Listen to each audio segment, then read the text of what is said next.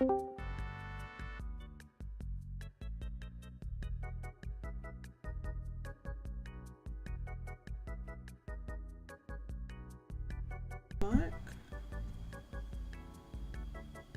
1 2 1 2. Why does it say it's not detecting my mic? Are you detecting my mic, Discord? Are you detecting it? I'll mute it.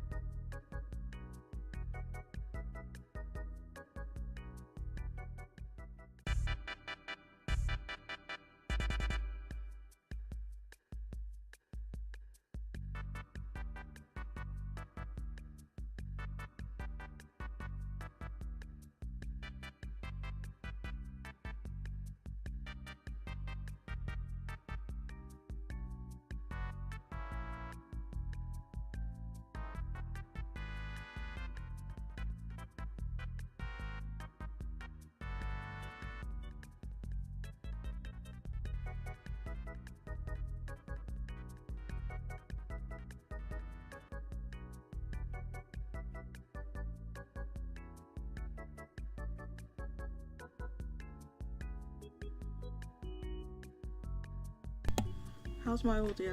1 2 1 2. How's audio going?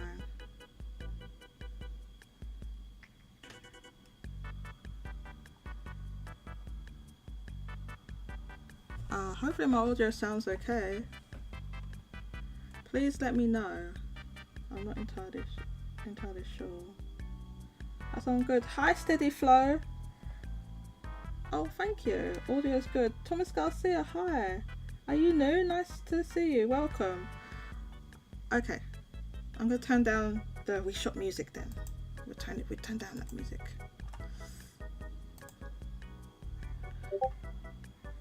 Okay.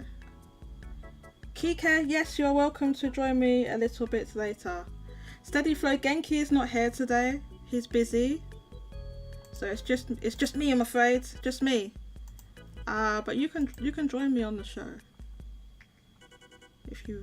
If you want to. Let's turn this We Shop music down.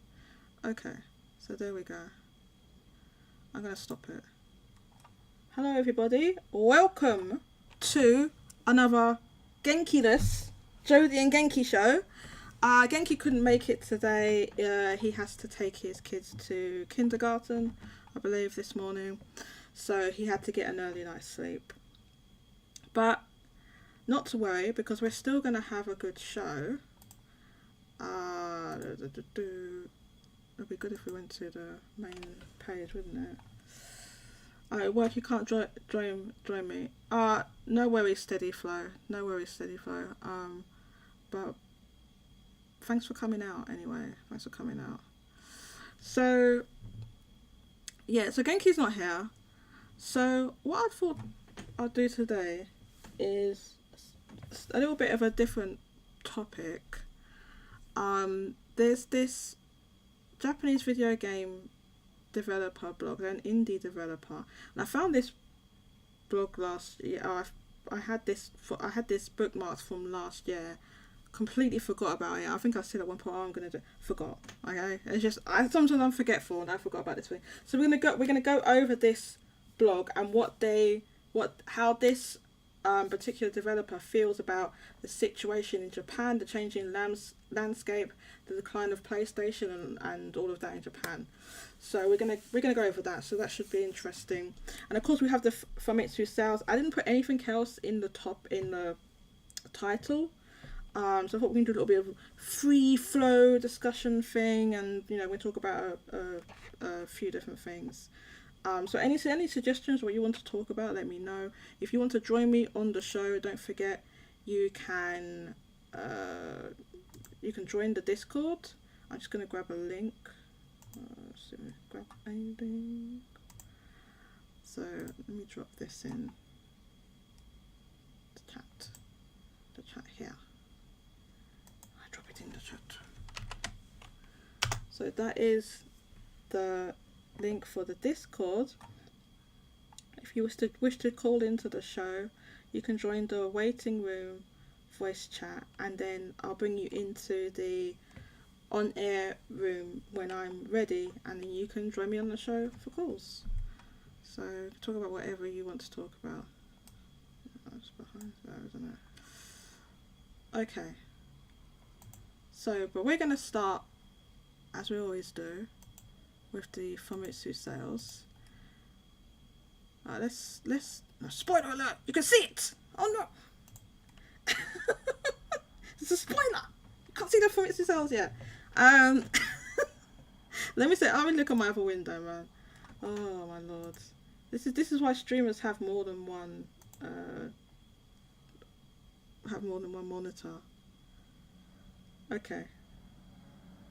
So yeah, we don't have many people in at the moment. Hopefully we'll get some more people rolling in. Don't forget to please hit that like button. Oh, and please, if you can, tweet out that we are live. I did make a tweet about it. Let me grab the tweet that I made. Where the tweet? I'm gonna grab the tweet that I made.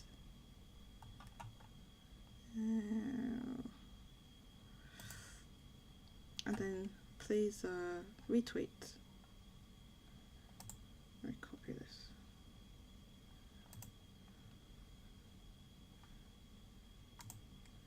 So here,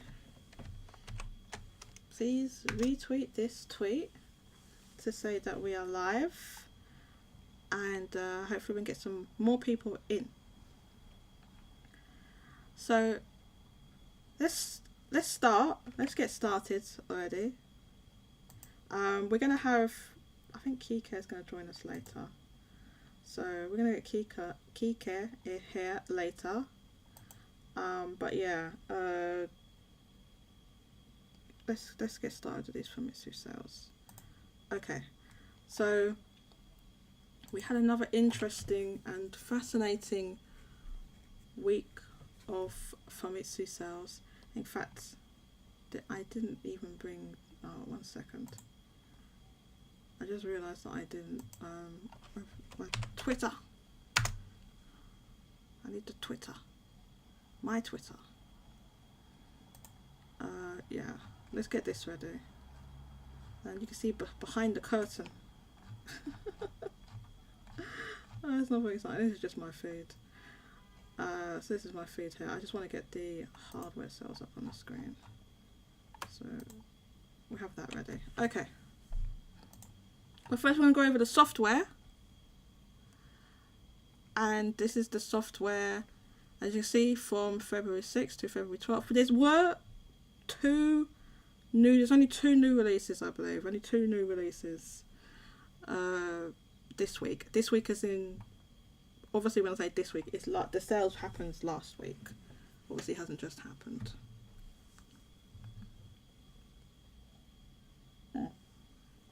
So I just take a drink. 1 sec.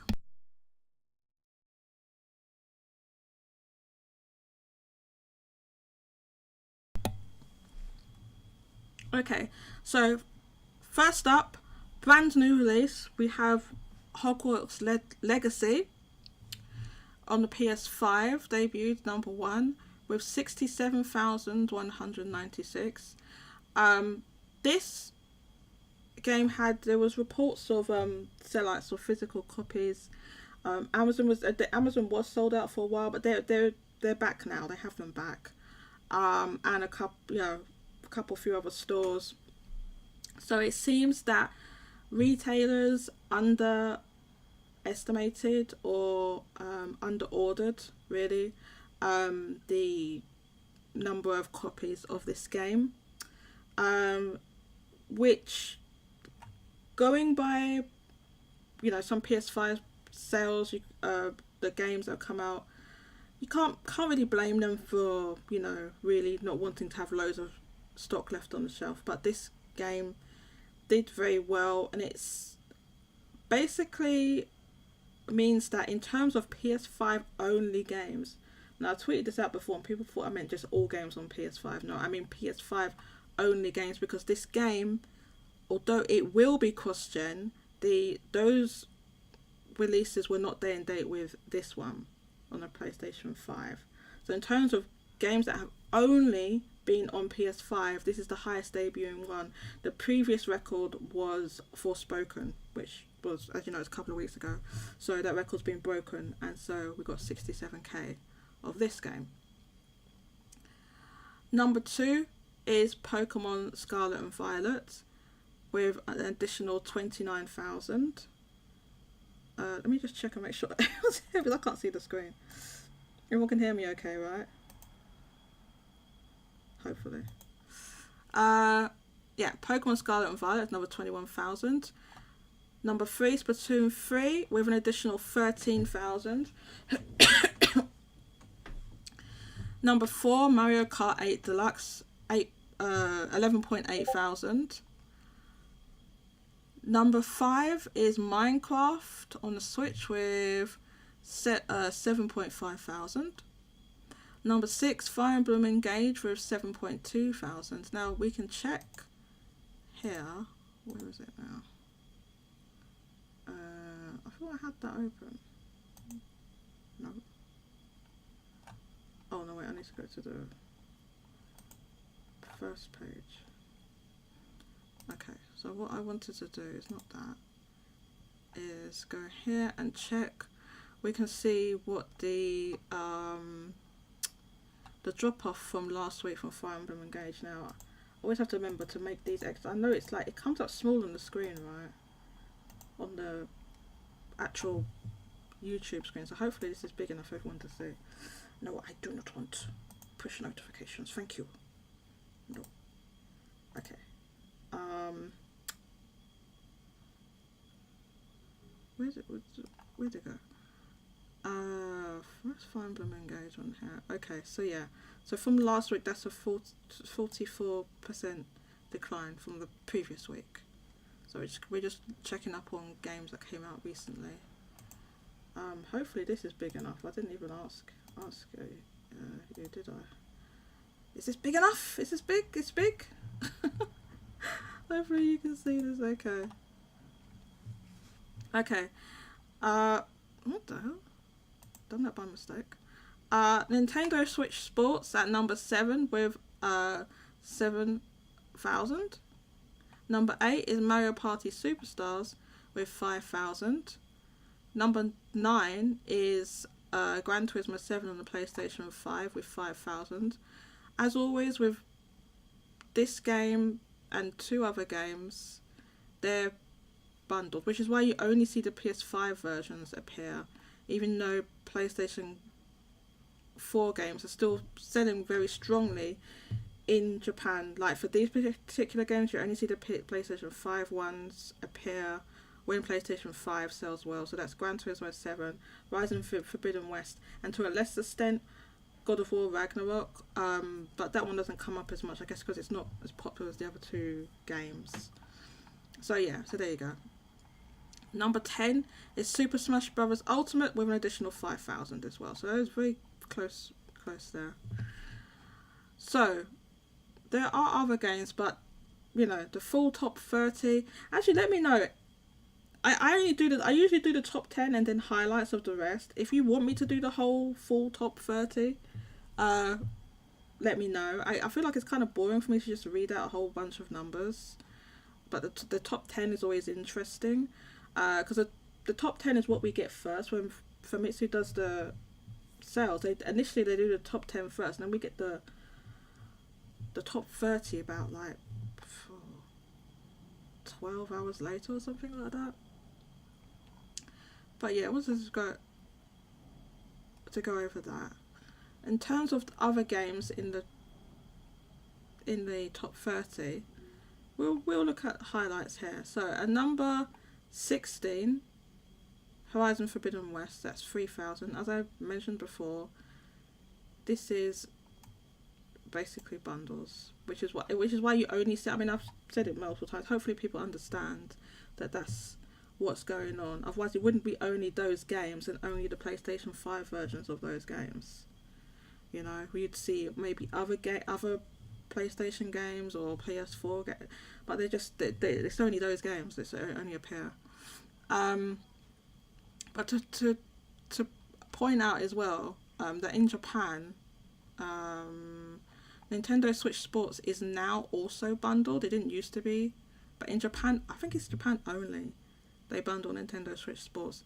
But even before this game was bundled, it was constantly in the top 10 or the top 30 all the time anyway. Whereas these ones were not. After their initial sales, they just dropped out of the chart, and then they reappeared when the bundles appeared. So yeah. So Bokujo Monogatari, which is, as we know, this is Story of Seasons, aka used to be called Harvest Moon back. It's a whole long thing, but it's Story of Seasons, right? That's what this is. So I just sold an additional 4.6 thousand. If we look on install, this is install base, by the way. Excellent forum for those interested in video game sales, mainly Japanese video games sales. They do go over like the MPD and European charts, all sorts of different charts, South Korea, different places. Let's see the kind of that one. So that one, oh no, that's the wrong one. That one. What am I looking at? Oh yeah, here. So yeah, the decline from last week was 51%. 51%. So Momotaro Dentetsu is always here. Konami's making a new one of these, so expect that one to be a big hit. But okay, Dragon Quest Treasures is still here, still hanging on. Interesting, alright. Okay, so we're gonna go down. Horizon Forbidden West, we went over. This is the second new game this week. Now, when I say new game, this is a new release of The Witcher 3 Wild Hunt Complete Edition. This is the next gen, aka current gen version, PlayStation 5 version. Obviously it's an old game, but it's a new release of this game, right? Hopefully you got that. That's 2.9 thousand, almost 3,000 there at number 19. So yeah, and then what else do we have on here? So this is the new release from 2 weeks ago, Forspoken. On the PlayStation 5, we have it's a number 24. The translation always messes up this thing. I don't know, do you prefer having the translation on or off? I put it there.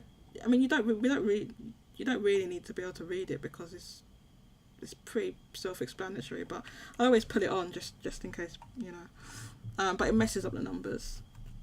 Anyway, so number 24, Forspoken. So that sold an additional 1.9 thousand. And so let's take a look at the percentage for that on install base. Let's see, it was 24, right? Here we go.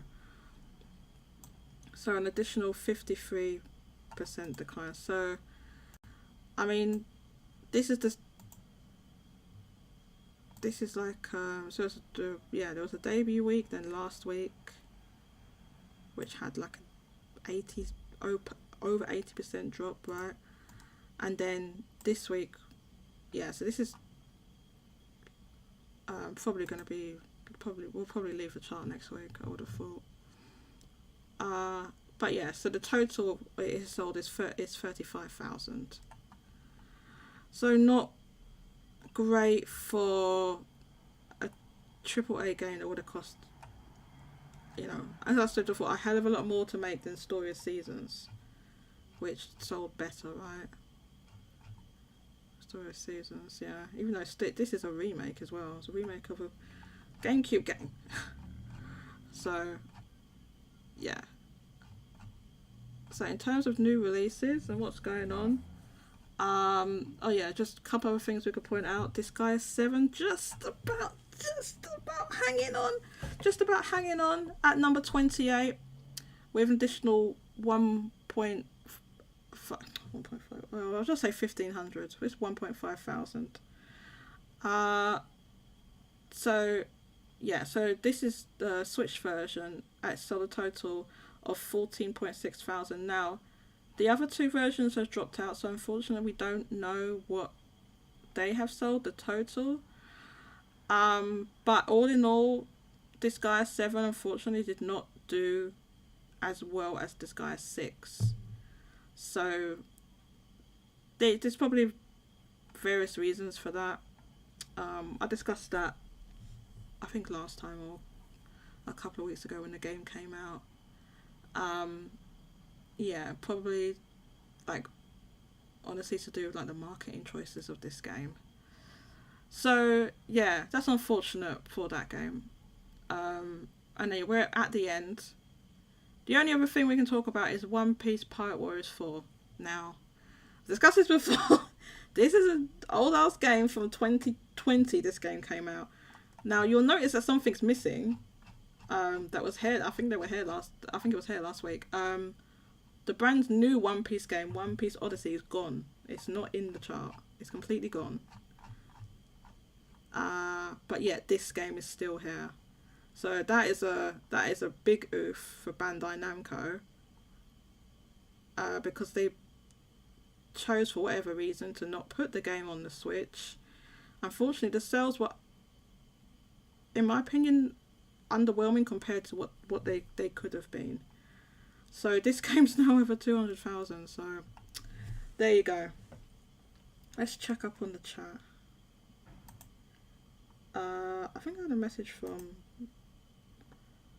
Okay, yeah, Jago just sent me a message. Okay, so let's check up on the chat. Rigo Romero, welcome, hello. I'm pretty sure the PS5 will be number one until the next Switch in Japan. So do you mean in terms of like weekly sales that every week is going to be number one until the next Switch? I probably wouldn't say that that's a guarantee that it's going to have. I mean, that would be, we don't know when the next Switch is coming out, but it could be a year from now. I very much doubt it's going to have like, 52 plus straight weeks of sales of more than Switch. For one, there's new release such as Tears of the Kingdom. I'm sure there'll be a lot of Switches around for that. So I don't think it would have. Sure, there will be weeks. Could be many weeks of when the hardware is outselling the Switch, but for a year straight, probably not. Jago says, Jodie, hello, Jago, welcome. I wish I could get you on the show, Jago, but you say you've got to work and blah, blah, blah. Okay, so you're being a responsible adult, but you need to prioritize, Jago. What's more important, stupid work and earning money, or being on a gaming podcast? Think about that. I'm joking. Steady Flow, hello. Steady Flow says, yeah, but we found out that Forspoken was the number 2 downloaded on the PlayStation store. I think people are buying more digitally Forspoken in Japan. Yeah, Steady Flow. So I do have something to say about that. At the time, when it released, for a little while it was, but then Disgaea 7 actually went above it on the PlayStation store and it dropped off hard. So maybe you didn't follow it the whole time, but yeah, I did, and it didn't stay there. The Disgaea 7 was above it. So yeah, so I don't think I think the digital sales would have been average. So basically, if a brand new game comes out, right, especially one that's being promoted by Sony, it's going to go near the top of the digital store. That always happens. But what you have to do is kind of like compare. You can kind of like compare it and see, well, how long does it stay up there? What other games and is it there, and stuff like that. So it's not like the digital. I don't think the digital sales for that game were any stronger than average. You know, like 25, maybe 30%. It's not like it had like 90% on the store, because like this guy 7 won above it. Yeah. So Steady Flow also says, until Zelda Tears of the Kingdom, Nintendo will be number one with its new Switch OLED model. Yeah, so that Switch OLED was like almost confirmed. Like it seems like it's real. It's not surprising that they would do that. There hasn't been a Zelda Switch so far. They obviously didn't do one for Link's Awakening remake, because that released with the Switch Lite, right? So that was the thing, but there hasn't been like a custom one. So yeah, so what we're going to do is, in light of the software sales we've just seen, we're going to look at the hardware sales. Hardware sales were very strong this week, so we're going to look at that. So bear in mind what we saw with the software, right? And now let's look at the hardware. Now for the hardware, I have not this stuff. You get spoilers. This is spoilers for what we're gonna look at later. Okay, you can't be seeing spoilers. So hardware sales very strong. Now, this is just some just coincidence that the PlayStation 5 and Switch sold almost the same as what they did last week. It's almost the same. It's kind of weird, right? That doesn't happen very often. But yeah, it's just an interesting statistical anomaly, I guess you could call it. So the PlayStation 5 sold this week 93,574. Very strong. Yeah, almost the same as last week. So there we go. Very, very strong there. And as you can see, this time last year, hopefully you can see this on the screen okay, right? Let me know if it's too small. I don't think I can actually make this one bigger, funnily enough, because it's a image. But yeah, so as you can see, like last year when it was extremely supply constrained, PlayStation 5 was selling 6.4 thousand, very low, obviously. And we can see with the PlayStation 5s, the 93K, of that, 81.7 thousand of them, almost 82, almost 82,000 of them were the disc version. So it's a little bit more than last week, where 76.4 thousand of them were the disc version. So way more disc, not way more, a little bit more disc version this week. Bear that in mind. PlayStation 5 has sold extremely well, and then think about the software sales that we just saw. So the Nintendo Switch sold 55,000, so it's almost the same as last week, a little bit down. It was like 55.7 thousand last week, and as you can see, it's declined from the previous year, from this time last year when it had 118,000. So it's down by a bit under half. Still strong for a system that's in its sixth year? Almost 6th year, right? See, it's 6 sales, yeah. I think it's 6 sales, yeah. So yeah. But yeah, I still think these are pretty strong. But the Switch is now in its more twilight years, I could say. So it's declining. So it's declining relative. It's not like we saw with other systems at this time. Other systems in this time in their life were selling less, basically, is what we can say. But the Switch is declining. Xbox Series. So this week sold 3.9 thousand, whereas last week it was 14.6 thousand. Now, as I said last week, this large sales figure, after seeing many weeks of around 1,000, I think this rush was due to the Xbox price increase coming into effect, which actually comes into effect today in Japan. And so far, this price increase has only been announced for Japan. There's no other regions, although I think it will eventually go out to other regions. But for right now, it's just Japan because of the weak yen. So I think that to coincide with the price increase, they probably knew a load of people were going to rush to buy it before that. They probably shipped some more, so like more than usual. So it increased. I don't expect we're going to see a lot of these 14k weeks going forward, to be quite honest with you. I think now the PlayStation 5 is more available. There may have been people that would have picked up a cheaper Series S, but they're not doing that now because there's been a price increase, and they probably will go for a PlayStation 5 if they're looking for like a stationary console. So this time last year it was 5,900. So it was doing all right for Xbox, I should say. It was doing all right, but now not so much. And if we look at the split for Xbox X and Xbox Series S, so we can see it's almost all Series S. So 3.4 thousand of them were Series S, 500 were the Series X. PlayStation 4, so these are still being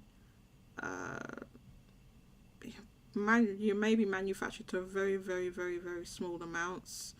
So small, in fact, that Sony have like cut off the like basically count. They stopped counting them. They stopped counting the amount. So the last sales we got, which I think was 117 million. Someone correct me if I'm wrong. I feel like it was 117 million. They basically said they're not counting them anymore. So this, because they count it in increments of like 100,000 or something. So I mean, like, they're not even going to sell enough for it to go over that 100. And even if it was, it's like one decimal point on their, sales things. It's completely inconsequential. So that's why they stopped counting it, basically. But yeah, so it sold 1.1 thousand this week. And here's the 3DS of 91. So there's still people buying. This 3DS shop is about to shut, by the way. So there's somehow some new 3DSs. But if you, it's still a good system if you want a cheap system. And there's a whole big library for them, and you can still get a load of physical games. So I guess that's why people are still buying them. But yeah, so to contrast this hardware with the software, I mean, this is the second week in a row where we have this situation where yes, the hardware sales are very strong, but it is not being reflected in the software at all. I thought that once we got the full top 30, there might be something in the rest of it that might show an improvement, but it's not. Hogwarts Legacy launched very strong with 67,000. And then we had, as I said, 81,000, almost 82,000 PS5s with disk drive. Now, I don't think every single one of those people that bought a new, like, even assuming that just assume that none of them got scalped, right? And they're all in Japan, right? Which it's probably not what's happening. But let's just say for argument's sake it is. Like, not every single person that buys a new PlayStation 5, it's not every single one of those that's going to buy a Hogwarts Legacy. There's going to be some people that already had PlayStation 5s before that bought this game, right? So it's not all the new people that bought Hogwarts Legacy, if you understand. If you understand what I mean, right? So that's 67,000. And we've got the bundled games, which came with the system. And apart from that, in terms of games that you can just buy physically, because the bundles is like it's like a code in the box. So in terms of games that you can buy, so we've got this, The Witcher 3, 2.9 thousand. So that's another 3,000.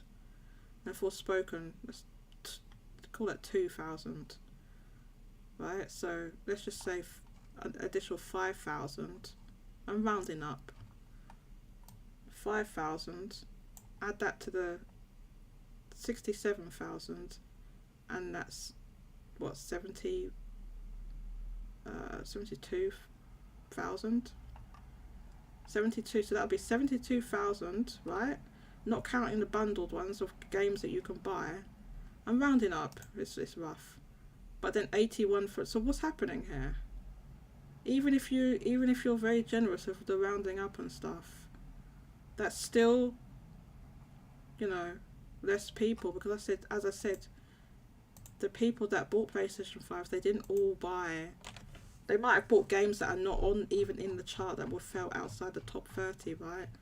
Or it doesn't add up, right?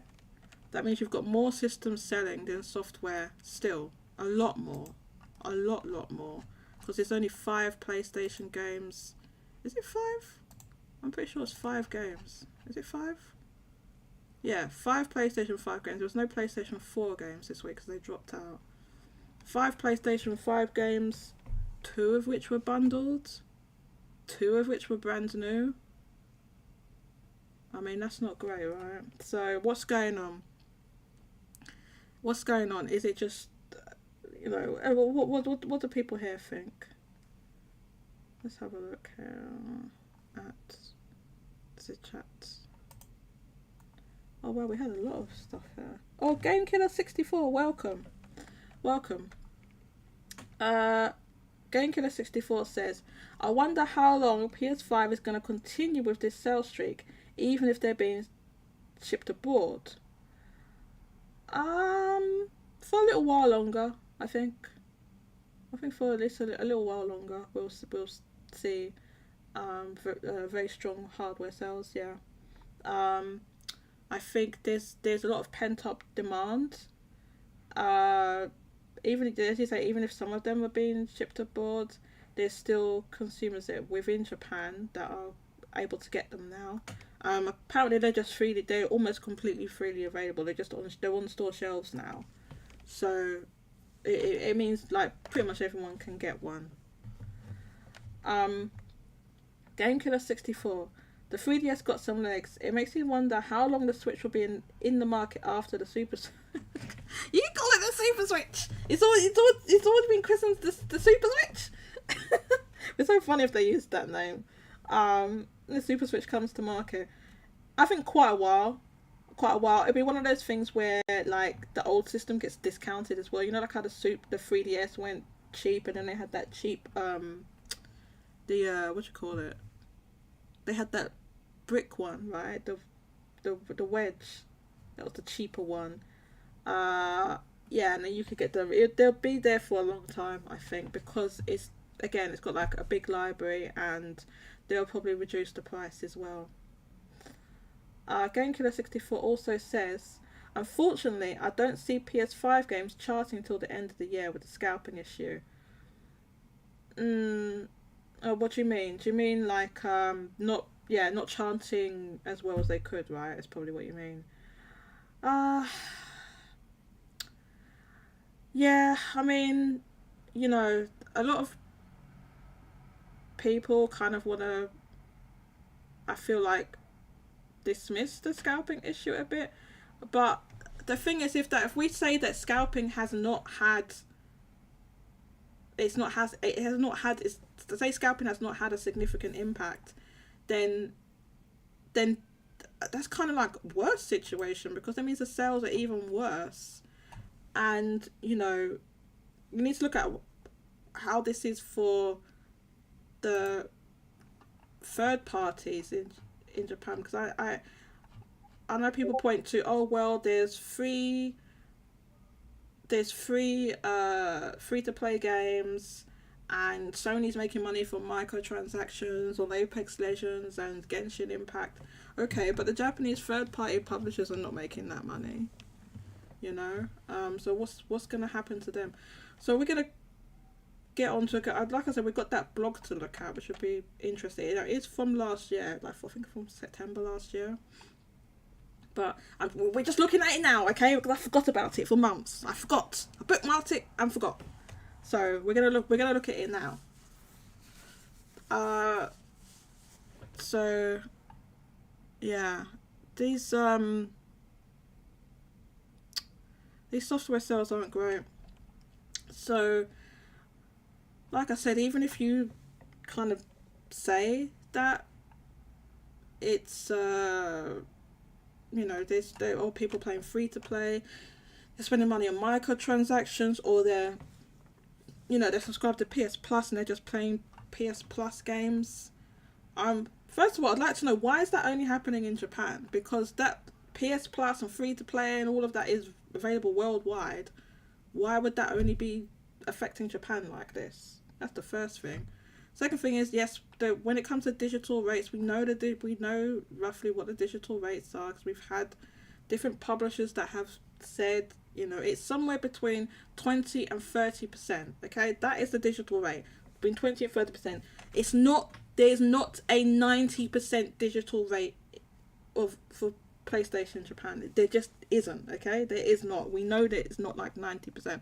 People want to say, oh well, if it's 90% digital, then Forspoken didn't sell 30,000. It sold nearly 300,000. That's what you would have to be saying then. It didn't sell, because it'd be like almost 10 times more that's in digital, right? So Forspoken, no, it didn't. It didn't sell 30,000. It didn't sell 30,000. It sold 300,000 or 280,000 or whatever it is. That's the situation you'd be looking at if you say, well, it's all 90% digital. And then if that's the case, you wouldn't have like various different publishers saying, like the president of Capcom, he said, oh, the Japanese market is 90% Switch. If the digital sales were strong, he wouldn't be saying 90% Switch, because it wouldn't be the market be 90% Switch, because the PlayStation would have strong digital sales. He wouldn't be saying that. And then President Falcon saying, the PlayStation market is dull in Japan. It's with equal to 20% digital rate of their games. So we do know, we have information to say that it's not like, oh, there's a whole bunch of these all, because in that case, if it was like, then we're talking about, then Hogwarts Legacy didn't sell, this is probably at 100,000 including digital. If we're using realistic digital numbers, if you're using the unrealistic digital numbers, what some people think it is, then this would have sold 600,000. Do you see what I'm saying? I don't think Hogwarts Legacy sold 600,000 in Japan. I really don't. It probably sold about 100,000. Or just over 100,000. But it doesn't make sense, right? Because if games were selling that amount, would people be, would game publishers be saying the things they've been saying? It doesn't make sense to me. And I have that dev blog we're going to go over. Let me look at these comments again. So here we go. Steady Flow says to Game Killer, as long as they got the software, Hogwarts Legacy saving PS5 right now. Is it Steady Flow? And that is it saving PS5? And at the end of the year, Spider-Man 2 will sell PlayStation 5 in Japan. Spider-Man. I was gonna say Spider-Man loves Japan. Spider-Man probably does love Japan. Japan loves Spider-Man. I don't know why I was gonna say that. Japan loves Spider-Man. Yeah, Spider-Man popular pretty much everywhere. Yeah. Steady Flow at Scalpers. You're talking to the Scalpers. Scalpers. That's probably a typo, right? Scalpers didn't buy 70k of Hogwarts Legacy. Well, obviously not. No, they didn't. That's people that had PlayStation 5s. I think the point I was trying to make is that those copies of Hogwarts Legacy that sold, they weren't all bought by people that just bought a PlayStation 5 in this week's hardware sales. It would have been people that already had a PlayStation 5 as well. That's really the point I was trying to make there. It wasn't all bought by new PlayStation 5 purchasers. They were bought by people that already had PlayStation 5s, which means there were people that bought PlayStation 5s that didn't buy any software. That's the point I was trying to make. Game Killer 64. I'm trying to will the Super Switch into existence. You know what'd be cool, Game Killer? Not only if they called it Super Switch, but it had the OG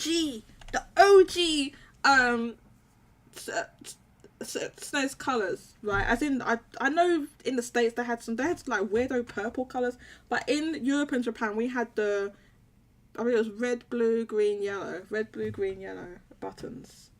Yeah, the red, blue, green. I don't know why it was purple it was just all purple in the States. Don't know what the reason for that is.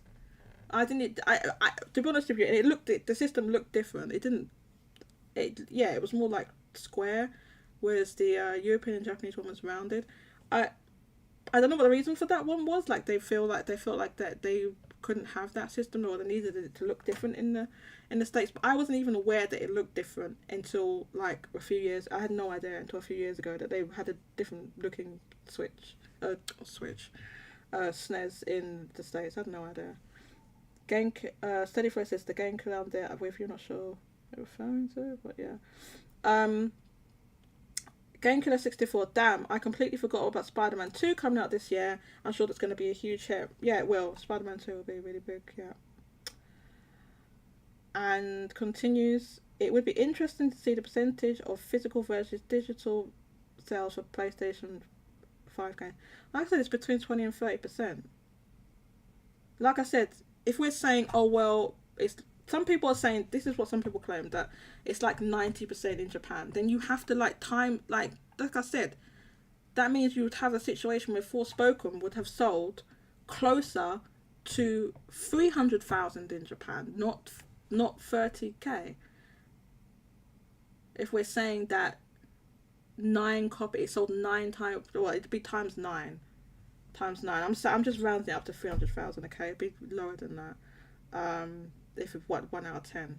I'm just rounding up because it's too... Well, do you want me to sit here on the calculator? But no, but I'm just saying it'd be like they'd be way higher, right? You know, and then Forspoken that wouldn't be a flop. That'd be a hit for if a game sold that much. That's a lot. That's really good. So yeah. So that is about the percentage, Game Killer. Because we've had publishers that have come out and said, we even had like when Resident Evil, which one was it? The last one. Was it 3 or 2? 3. Yeah, when those came out, we got the digital rates for that as well, and that was around, I think, because we got the shipment numbers and everything from Capcom. It was like that was around 20%. So it's between 20 to 30%. So yeah, to that end, I have. Genki tweeted this out. So this is in Japan. Now he doesn't say what store this is, unfortunately, or where it is. So I'm not sure. I don't think he says. So this might even be different stores that he's visited. I'm not entirely sure. But yeah. So here's I thought we'd look at these images. So what Genki says is PlayStation 5 is in stock all over Tokyo. There's even a balloon to celebrate it. Lol. So. Yeah, there are indeed balloons. There are indeed balloons. And this is, like I said, I don't know what store this is. Genki's visited this store before. I'm not entirely sure where this is. Which store. But this is one of the very, very, very large electronic stores that's in Japan. As you know, there's like a lot of these. You know, this is one of the really, really, really huge ones. So as you can see, this PlayStation section is enormous. Now, tell me something. If PlayStation was 90% digital in Japan, if it was 90% digital that was being sold in Japan, would there be enormous PlayStation sections like this with like tons of full of all these games? Because it would be like an Xbox situation where Xbox is almost completely digital in Japan, and the section is starting. You can even see that the tiny little Xbox section in the back there, because it's almost completely digital and it's like Game Pass and everything. But this PlayStation section by the looks of it, is enormous. This looks enormous, and there's tons of physical games there. So who would they be selling these games to? If PlayStation is 90% digital, as some people claim, I just don't see how retailers would be able to sustain these massive sections. Let's look at the other one. So this is a display with we can see Forspoken. Can we zoom in on this picture? Enhance. Oh no, cannot not. Oh wait, hang on. Open image in new tab. Can we enhance? Oh yeah, we can. Oh my god, it's enormous now. Oh, it's enormous. How do I make it smaller?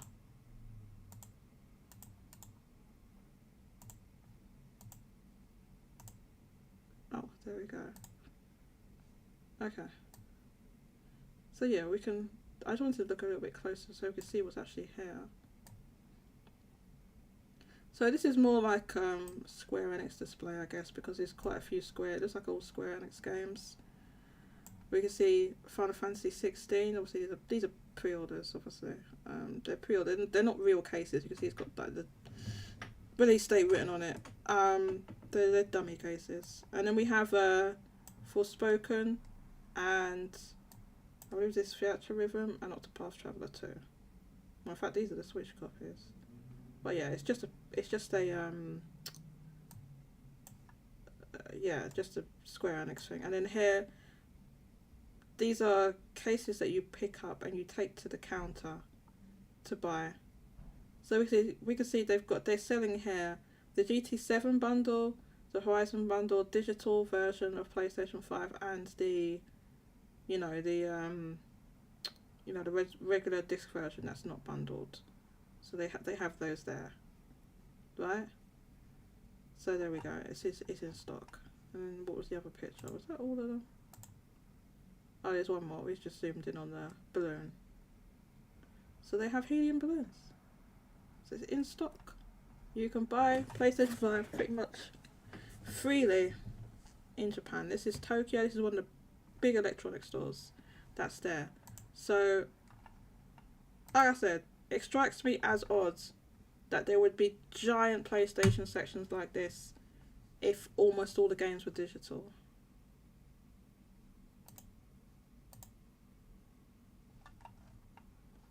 So, okay. Let me just check the Discord. Someone said... Okay, so, oh yeah, we had, oh, wow, we got 2 people waiting! I didn't even know! Kike and Kofi was here. Well, I think Kike was here first. Kike, I'll bring you in. No, wait, hold up a sec. I want to do this blog. We can do this blog. Oh, Kofi's going to be very... Oh, no, Kofi's going to be really disapprove. Kofi, I don't care. We're using a translation thing, okay? I can't read it. I'm very low level Japanese, so I can't read the blog. So we're gonna use a detailed translation of this blog. So, do you mind if I read this blog? What do you think? Shall I start doing this first? The other thing that Jago brought up, they wanted to talk about the what do you call it? Sonic Frontiers sales. The sales. But I kind of wanted to talk about this blog, but I don't want to keep like everyone waiting. So what do you think? Shall I go over this first? This blog first? I feel like if I read the blog first, then we can talk about it. It might be easier that way, because if we, once it's going to take me longer to read it, I feel like. What do you all think? Well, if yeah, I guess. Okay, let's look at this comment. GameKiller64 says, my local Best Buy has less than on lane for all their games consoles. It really seems people aren't buying physical games as much. Has less than on. What does that mean? Less than online. Oh, do you mean online? Less games than online? Less than online for all their games consoles. Yeah, so basically, physical is more, physical is in decline worldwide, but physical's still like more of the market in Japan than some other regions, basically. So in the West, it's more like the opposite way round, where it's like 70% plus digital, whereas in Japan, it's still like 70% physical. So it is the thing, yeah. Game Killer says, I'm still a fan of physical, especially Nintendo first party games and collector's editions. Yeah, yeah. I got me that Zelda one. I got it. I got it. Game Killer says, I meant one lane in the store. Oh, one lane in the store is physical games. Yeah, yeah, yeah, sure. Okay, yeah. I think he means one, not on. Oh, okay, sorry, yeah. Sorry about that, I didn't understand. Okay, alright, so Kiko says they don't mind. So what we're going to do is go over this blog, because I feel like we can talk about it together if I do this blog. So the blog I'm referring to is here. Oh, let me turn this off. I'll get back to Japanese. Right, so this is the blog I'm referring to, okay, for reference. Now, I'm sure there's going to be a whole bunch of translation errors in there. Kofi can pull me up. Okay, Kofi, whatevs, but you know, I can't ask someone to translate an entire blog for me. That's you know, that's too much to ask. So we're using a translation. So here's the original blog. That is the original blog in Japanese. But I'm going to use a translation. This blog is from last year, okay? So from September last year. So, but this is one of those things that I bookmarked and I just forgot about it. I'm going to be honest. But yeah, somebody did we're going to read a translation via DeepL. So this person is an indie developer. Basically, they're an indie developer. And the stuff they've worked on probably won't be anything that anyone has heard of.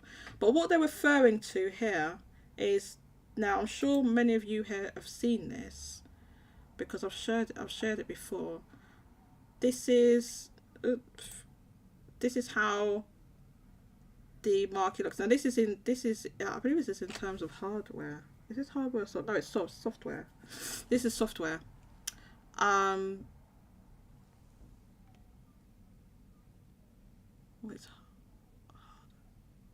It's hardware and software. Sorry, this one's hardware, this one's software. Okay, so the left is the hardware, the right is the software. So this is up to 2021. Can I show this up large? The change in market. Right? So the person who wrote the blog is referring to this. And it seems like the person who wrote the blog maybe doesn't even believe this is real, or maybe they have their... I can assure you this is indeed what the market in Japan does look like. So we've just got so much data on it at this point. So that's what they're referring to. And I thought that this would be very interesting to go over. So here's the original Japanese, okay? If you want to read it. And this is... Hang on, let me just... Oh, is the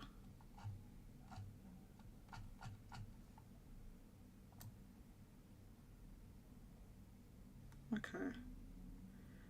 I can see the person's name, Airkey. Okay, so here's who they are. Representative of game production studio Ilu Kalabzak. I've never heard of this at all. He started making games when he was a student and went independent after working for a major game company.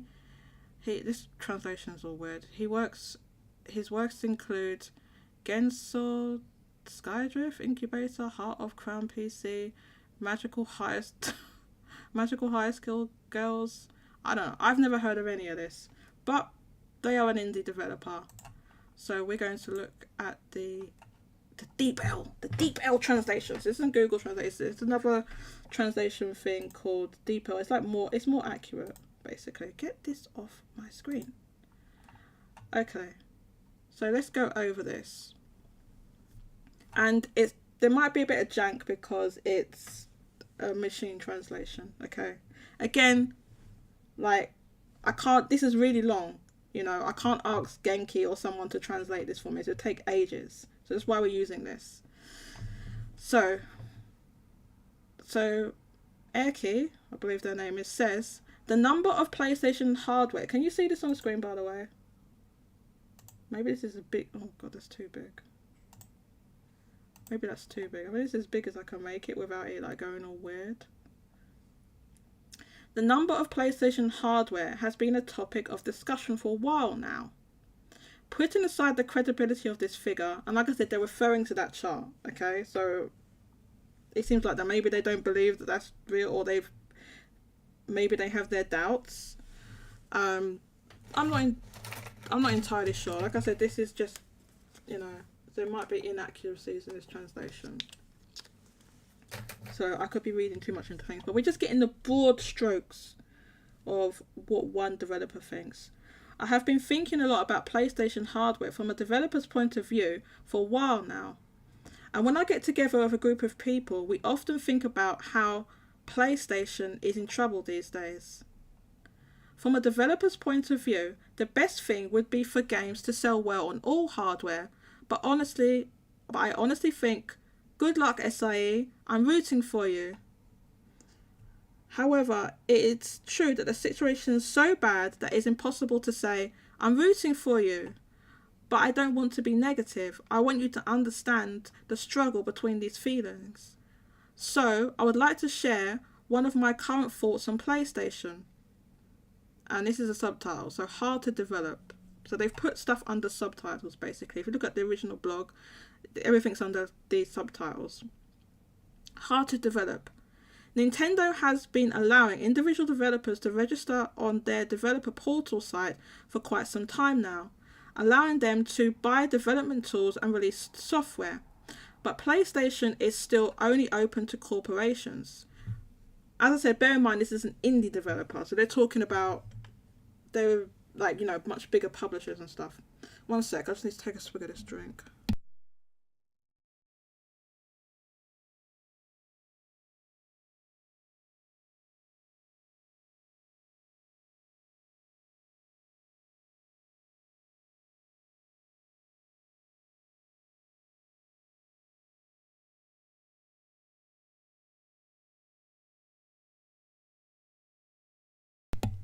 Right, sorry about that. Yeah, so again, this is an indie developer. In fact, such a small indie developer, I've never heard of them.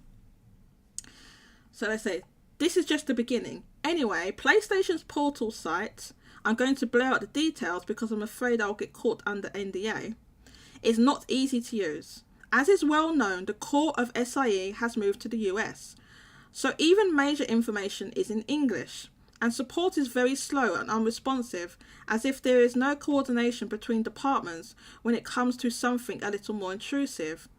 The search function is poor, making it difficult to find the information you need, and the guidelines that must be followed at the time of release are strict and complex and difficult to understand.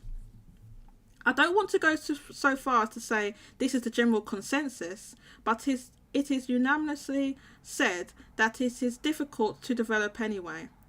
There are many other things like NDA, and all this is retracted, by the way, so I can't read this. It's all NDA'd. They're saying the wording has been changed. Okay. Addition, the wording has been changed as it seems to have improved now. So they're referring to something up here. Oh, the English. So maybe they've put stuff in Japanese now. Oh, I didn't mean to add that to most silly thing. Okay.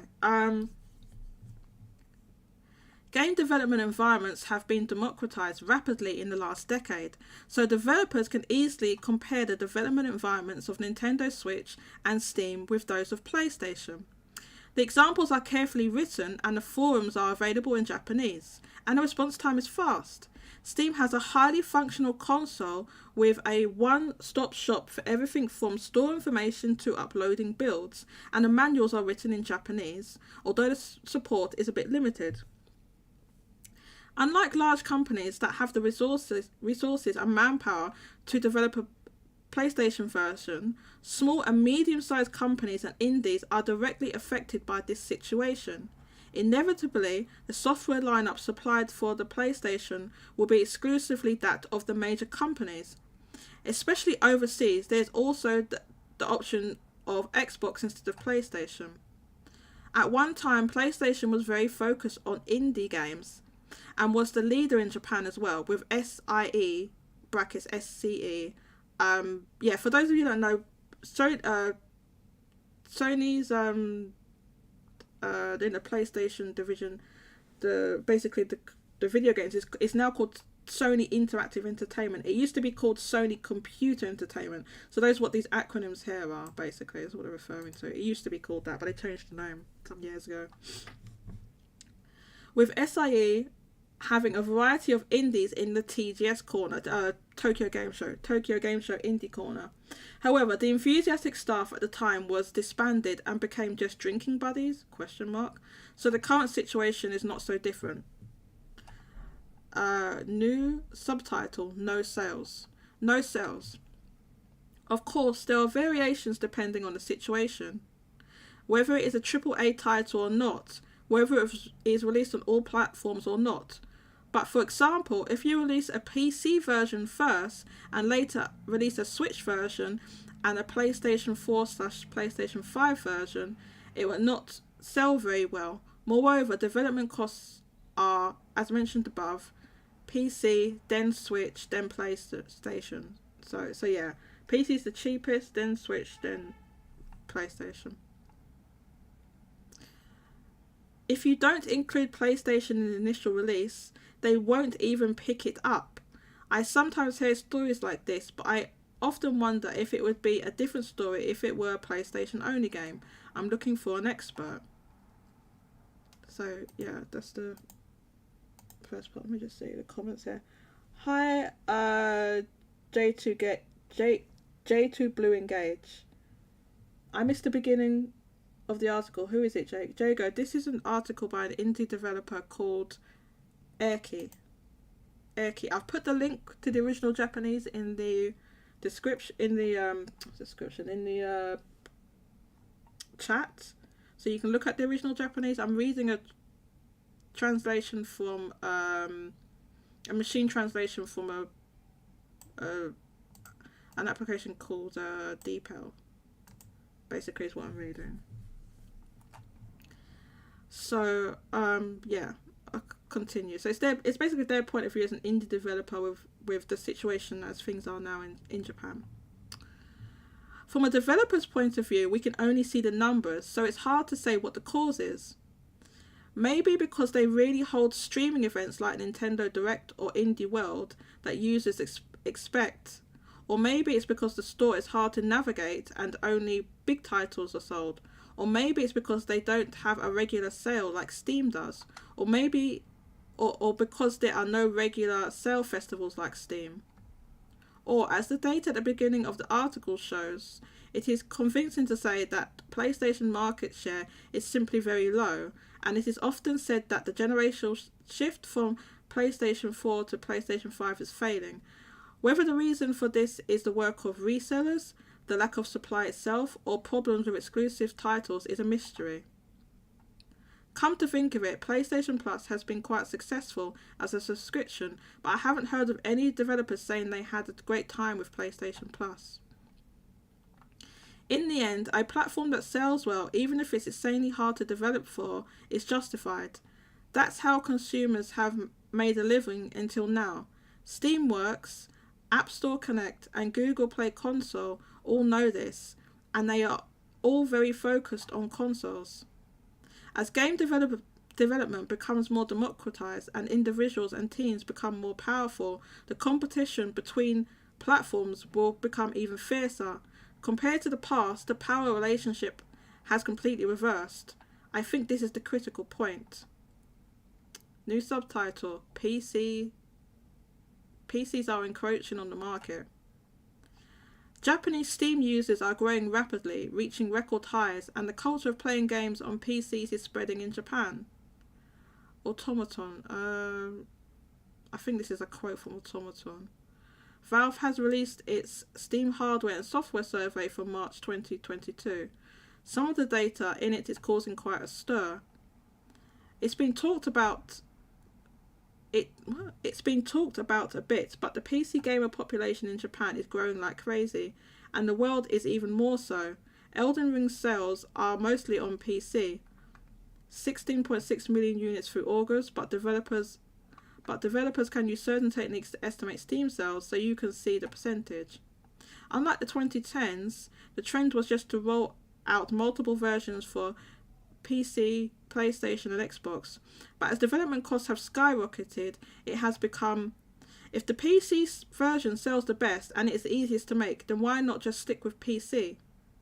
As developers at the end of the market start to release games mainly for PC, users will also start to think, well, I'll just buy it for the PC since it has multiple versions anyway. And the negative spiral will begin. No, it has already started. As for who will suffer from this trend, medium-sized companies that make A to AA titles for the Japanese market with graphics that do not work on Switch will simply have no way to reach out to customers. Simply put, they will die. It's interesting they say single A, because I don't know a single A game that wouldn't work on Switch, but anyway. I don't know if that's a translation thing or what. Even though the number of PC users has exploded, consumers are still strong in Japan, and there are probably very few children, elementary to junior high school students, who play PC games in particular. If the same makers who used good old-fashioned consumer AA titles like the ones we played in the past were able to make games in the same vein today, their sales channels would be extremely limited. Just as games that are popular on smartphones have limited game design, I think this is a great loss for game culture where game styles are limited by the convenience of the platform. I think this is a great loss for the gaming culture. If the Switch had become a huge flop 5 years ago, I sometimes wonder if consumer games would have died out early because games for PCs and smartphones would have stopped selling. Conclusion. The triple burden of difficulty in development, lack of sales, and being overwhelmed by PCs. Compared to Nintendo, which seems to be making strides, such as having their representatives come to visit at game events like Bit Summit and the Indie World Initiative, they are physically and mentally distanced from us. Where are they? Only ex-SIE. So I think they're talking about, this is a translation weird thing, but I think they're talking about SIE compared to Nintendo. How should we compromise? As I wrote at the beginning of this article, the most favourable environment for developers is a situation where no matter what hardware we release our games on, they will reach fans of that hardware and sell well. But that doesn't mean that we should do our best to rebuild SIE. It's a business matter, and SIE has no choice but to work hard on its own. So I think we, developers, should share the sense of crisis that this is what's happening. I'm sure that this feeling will be heard. Will they reach us? But even if I told the support directly, these guidelines are absurd. They didn't listen to me at all, did they? If you have any thoughts on this matter, please DM me. Please comment or DM me. We have received many, thank you. And if you have any news, positive or otherwise, please speak up. The more positive the voices are, the healthier it will be. By the way, I heard from several sources that a current SIE person was at Bit Summit recently. So SIE may already be taking action. Good luck with that. And also, please release a new Parappa the Rapper. A new Parappa the Rapper. That bit of the funny. Bit at the end is funny. So yeah, so that's what the particular developer had to say. So I'm gonna go to. Sorry to keep you waiting, Kike. Kike, and also Kofi. I'll bring you in just a bit. Kike, are you there? Hello. Hello, welcome. Oh, hello. Yes. What would you like to say today? Well, I noticed that you were on their topic sheet. There was the Sonic sales for that Sega released. Yeah, I don't know basically, if you want. I didn't get into that yet because I wanted to read the blog yet first because the sales we can talk about very quickly whereas the blog was going to take me a while to read. So yeah, I have the sales here. So I believe it's gone over. We already had the announcement of 3 million, and now this is from the sales late. Sorry, the Sega latest investor Q&A. I'm going to drop the link into the chat of the show. Where is that? Okay, we can paste it there. So yeah, so we can talk about that. And what they said that the Sonic Frontiers greatly exceeded their expectations. Yes, greatly exceeded everybody's expectations. So that's fantastic news. With that, we've got the actual quote here. I think they said that it. So we already had 3 million. So we know it's all we know is that it's over 3 million. Probably if it had hit 4 million, they might have said something. If it hit 4, but it's over 3 anyway. So what did they say here? They basically said they're going to increase the budget for the next game. They're going to have increased budget because of the sales being so successful for them. Yes, that is the quote that is making every Sonic fan happy around the world. The thing that we've been telling Sega for so long. Yeah. By the way, people in chat, can you let me know if Keycare can be heard? Okay, if you can hear them, okay. Please let me know because I'm not entirely sure. But yeah, no, that's fantastic. That basically that because it's been so successful, and I feel like they really did try something different with Sonic Frontiers. They went in a different direction, and then. I mean, the previous game was like Sonic Forces, basically. That was the previous game, and people did not like that game that much, from what I gathered.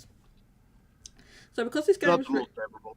yeah, so this game has been successful, but also this game I feel like or just the Sonic franchise in general, has benefited from the success of the movies, of course. So Sonic Frontiers is post the movies as well, which obviously would have helped.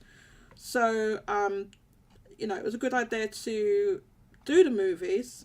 They did the movies, and I think when we saw the initial design for Sonic, it didn't look good. They listened to feedback. The producers of the movie listened to feedback. They changed the Sonic design so it looked a little more like the sort of Sonic that we're familiar with, and I think that really helped the films be successful, which has had a knock-on effect on these games. So yeah, no, it's fantastic news. I'm trying to see so it got strong financial performance and was received well by fans despite the lower Metacritic score. Is it says in this Reddit thing? So they're just talking about that. It would be I don't know if you want me to read any of this. Sonic sales strategy. Okay, so they said they held a temporary Black Friday sale, but the selling prices returned to normal. We have been able to achieve these results while maintaining a certain level of quality, and a number of units greatly exceeded our original estimation. So what they originally thought it was going to sell, it's sold more than that. We will continue to sell over the long-term basis on sales strategies such as pricing, promotions, and the development of further DLC, which I believe they already announced. Now, I did have a question from Jago. Said, did Kishimoto said that autumn awesome? Was it who answered these? It just says the Sega Sammy. This is the Sega Sammy investment Q&A. So Yeah, so this is probably the not. investors. Sorry, go ahead. No, yeah, the investor is up to December, and up to December they said that it sold 2.9. However, the director on Twitter said that as of January it sold more than 3 million. So it wouldn't, because it's up to December. The 3 million is not from the investors, from the director. I see. Right, thank you for that clarification. Okay, so it's from the So we do have sales a little bit beyond basically what they said before. So it means that means we get the basically the holiday, a little bit of the holiday sales in there as well, if it's been updated from January. So the person speaking here, I don't know if this is Kishimoto, the director of Sonic Frontiers. Yes. So I don't think that's who's answering this question. This could be because this is an investor Q&A. No, the investor is I think the CEO. I think it's. Yeah, this could be I don't remember. this could be the CEO saying this. This could be the CEO of Sega No, Sammy. yeah, it's a higher up from Sega Sammy. Yeah. All these quotes are from Sega themselves. Yeah. Anything else we get from Twitter is from the director. Right. So yeah, Jago, the director Kishimoto said the 3 million on Twitter. Yeah. So that's what that is. Yeah. Just to make sure everyone's clarified here.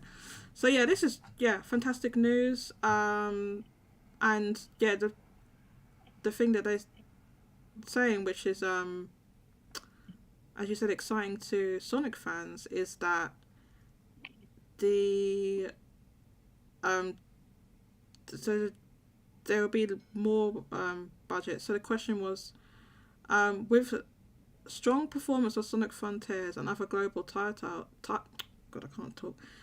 will you be focusing more on products like it in the future? Answer: we expect development costs for new titles to grow even larger in the future. We will strive to ensure solid quality and development of major titles from our existing franchises.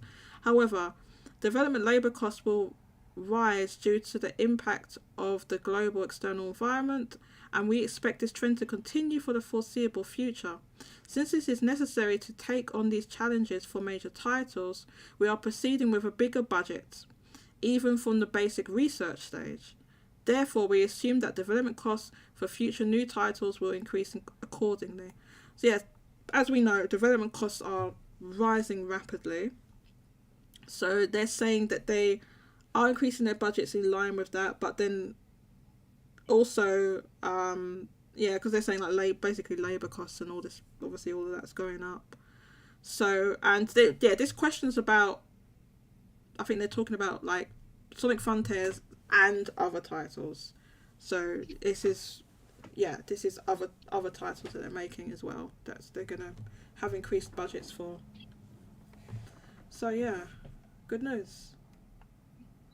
Excellent news. Yeah, I know that they said before Frontiers came out, they said they wanted to change their strategy for Sonic games, because before Frontiers, the strategy was make a Sonic game, but put it on the cheap. Like Forces was $40 when it came out. Yeah, it was. And then have a big initial sale, and then the long tail, which is basically from discounts.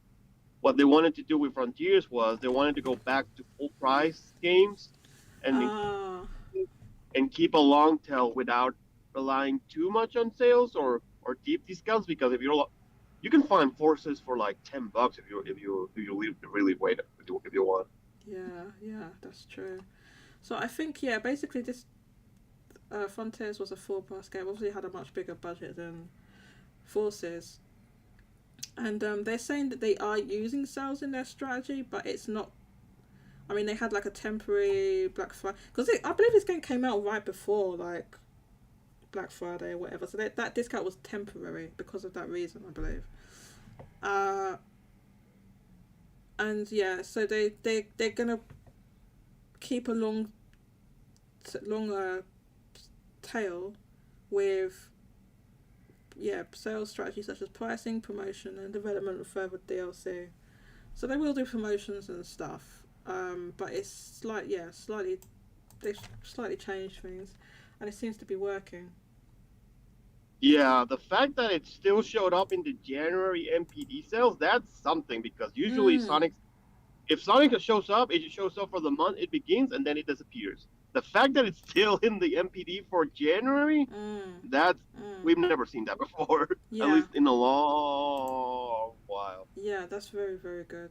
That's very good. Uh, yeah.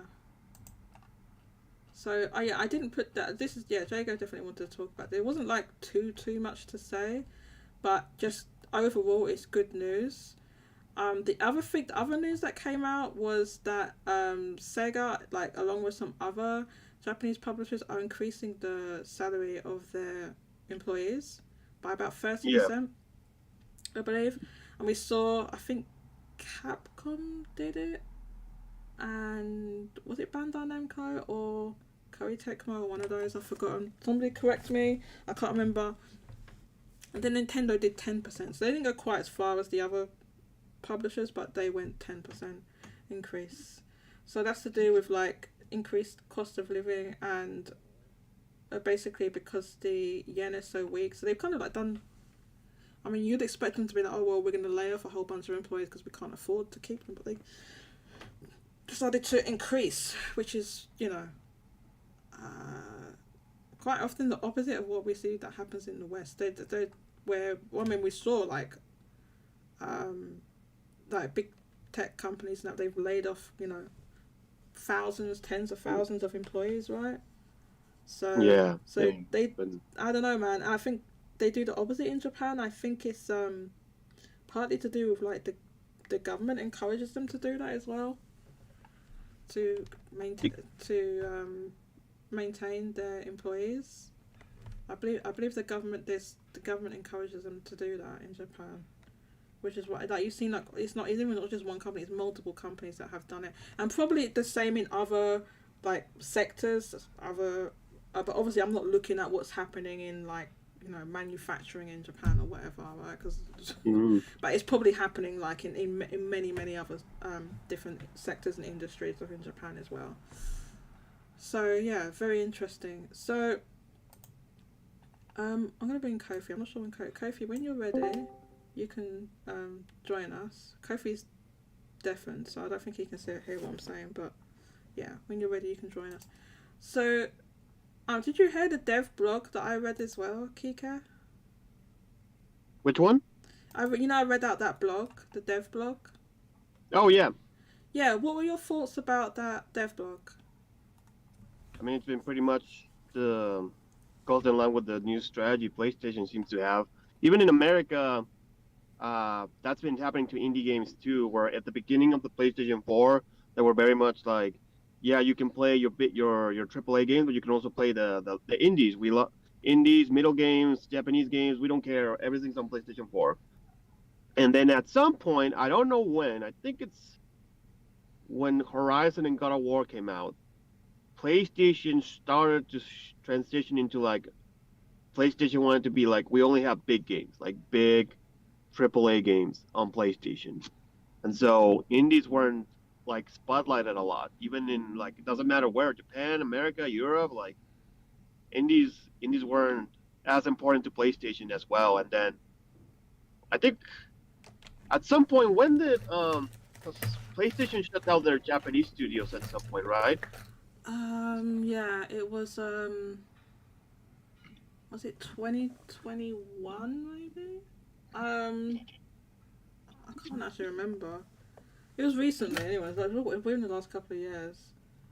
Yeah, because that goes in line because I believe they say that the games that came out from the Japan studios weren't like the big AAA games that were coming out of the American studios. So that's when they started to defocus on Japan, because they only wanted, especially with Jim Ryan, they said we're only focused on getting those big games on PlayStation because that's on their mind. That's what sells. Okay, it's Japan Studio shut down in April 2021. I just looked it up. Okay, I think Yeah. that's after Jim Ryan took over then. Yeah, he was already in charge of that. I'm not sure when he took over, but I'm pretty sure he's been in charge for years, right? It's been a few years. Sean Layden. Yeah, all I remember is that Twitter post was like who was the previous Sean Layden. Sean Layden is like Sean Layden has left the company. Jim Ryan will take over. We appreciate Sean Layden for his time at PlayStation. Like, what the?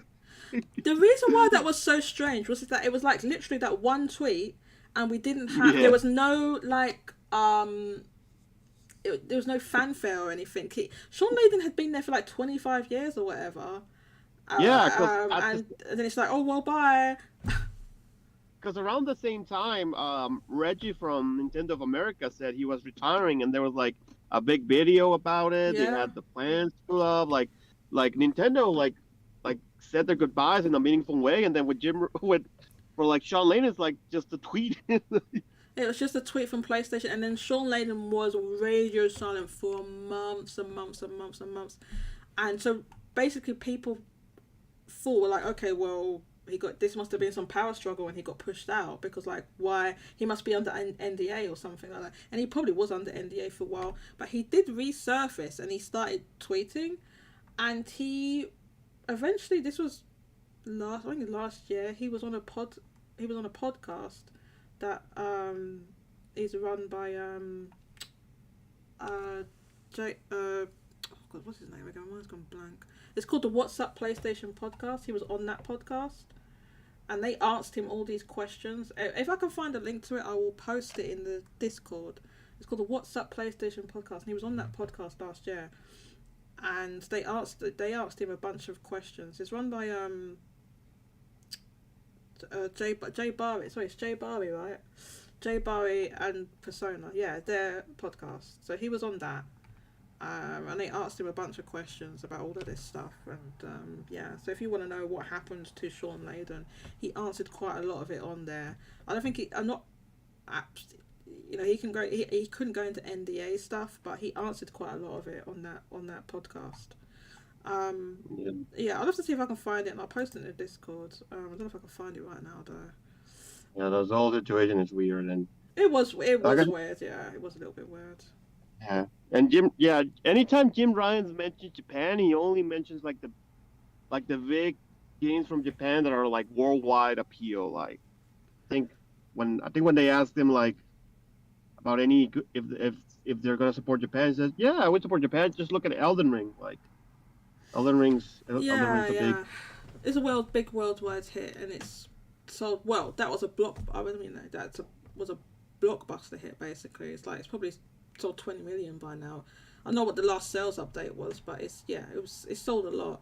So, for example, like, what would you like to see Jim Ryan say or do that would be more encouraging? So I think like more ease of like developers being able to enter the ecosystem, because when I heard the blog, that reminded me of like Wii era Nintendo, when they were like, you need to be with a company so you can make games for the Wii. You need to have an office incorporated, and then you need to pay a certain amount of fees, and like it was really hard for indies to release games on the Wii. And that changed with the Wii U, mostly because that indies were the ones that were willing to support the Wii U. So they opened it up. They removed like anyone can join. You just need to go to the developer port to sign up. You can buy development kits from us at a discount, and then like stuff like that. Like, they changed their ways, and now there's more to the point where now indie games are thriving on Switch. So. I would like to see them like PlayStation go back to like the ways in the early PS4, or like encouraging indies to develop for the PlayStation, or go like I said, go to these Japanese events and just just have a talk with them, like, because it's like who's the person in SIE that's like for indies? Who is it?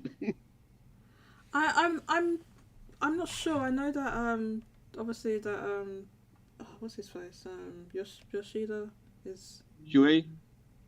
yeah, Shuei Yoshida does a lot of the indies and stuff, right?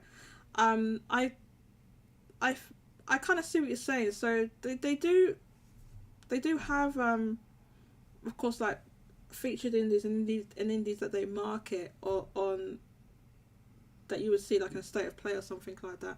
I think what more you're talking about is like other, because there's a lot of like smaller indies, and like for this blog for that company I read out, I've literally never heard of that company. I don't know who that is. I don't know what those games are that they've made. I've never heard of any of it. So like small indie developers that maybe it's more like, if you are a small indie developer, maybe it's more difficult. I don't know if like I said, this blog is from September last year, so some of the stuff that they talk about might have changed or improved since then. But at the time of that writing, they said that some of that stuff was difficult, and that going through Steam or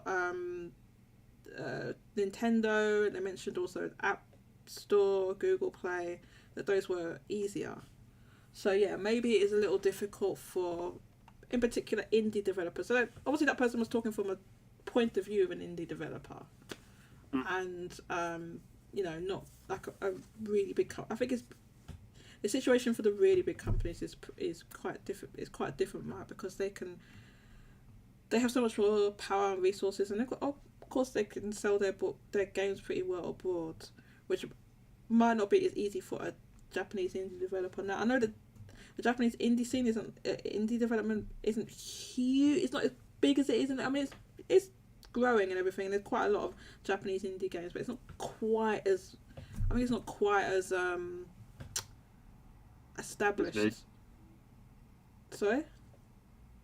Quite as big as other Yeah, parts of the yeah. world. It's not quite as it's not quite as established, I think, when it comes to sort of indies in Japan. Mm-hmm. Um, but yeah, I think like I don't know. I think maybe you're right that some stuff did change about like indies. I don't really remember a, a lot of that, because like I sort of like got back into gaming around 2017, and this happened in 2017. I wasn't really I didn't really know what was going on with any of that type of Yeah, that thing. was around the time they started to shift. Um, Right, yeah, because I know like that yeah, obviously there's, like you said, there so some of the big games that came out around that time, and maybe, yeah, because I feel like they don't need to rely on indies as much, I guess, because it takes so long to make those games, right? And they had those games cooking for so long. They needed something in the meantime to bolster their lineup. Is probably what it was.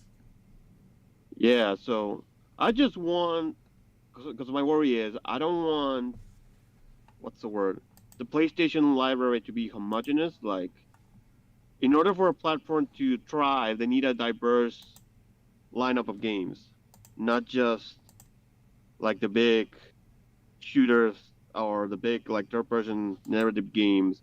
Like, you need a diverse genre of games. Otherwise, you're gonna see what's going on in Japan, where that audience is like, we don't care. So Kika, I would like you to clarify, because there there is a diverse um what do you call it, a diversity of like genres and stuff available on PlayStation. Are you more referring to like the first party stuff? Because I feel like you can buy pretty much everything that you would like. More like Yeah. the image, like when PlayStation makes like the big, like, here's the games coming on PlayStation. What types of game are they marketing? What types of games are they highlighting? What types of games are they putting on their state of plays? Oh, Like, okay. So you mean the sort of stuff that they're promoting in state of play? It's not because this. Yeah. that creates an image. Like there may be, like I say, there's other types of games in the PlayStation, but what's the image that PlayStation is trying to create? Like there, from what I'm getting, it's like here are the big games. Like if you Mm. want the best of the best and only the best, you go to PlayStation. Mm. And when Mm. with the direct, like we just had the direct, and they had a bunch of like they had indies, they had weird Japanese games, they had they had a fashion game, Oh yeah. and I saw and many reactions like why are they putting a fashion game? But that's important.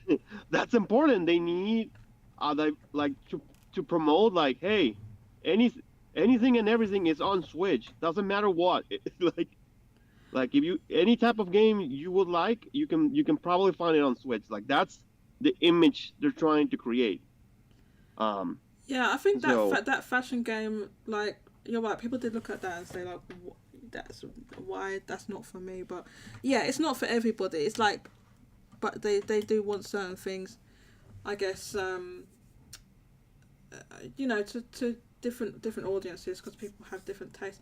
I see what you mean though, because like I feel like so you can get all sorts of different games on PlayStation, all different genres and stuff. But what PlayStation chooses to what they're going to have marketing deals, what they're going to promote in their state of plays or showcases is very specific. Those are the games they want to promote. And I have pointed this out before. When you look at everything since the state of plays have existed, right? So they didn't always have them. Only had them for the past couple of years or something like that, right? Since the state of plays slash showcases, yeah, we'll just call them the same thing. I'll just say state of play, right? I mean like all of like any of their like digital events, right? Um, since those have existed, because I used to go into like spaces a lot more than I do now, especially when I used to run when this show was on Twitter Spaces. But I would talk with like people like Chris Righteous. He's a very passionate PlayStation fan. I I said to him once, I said, can you even think of like a state of play that had like a turn based JRPG in it, like a turn based. Like, there wasn't certainly action JRPGs. Can you think of a turn based one that's been in the state of play? And he couldn't. I couldn't think of one. He couldn't think of one. Now, somebody, if you correct me if I'm wrong, if there's been a turn based JRPG in a state of play, let me know because I honestly can't. I can't think there has ever been like an actual just traditional turn based. The closest they got was that Deerfield Chronicle.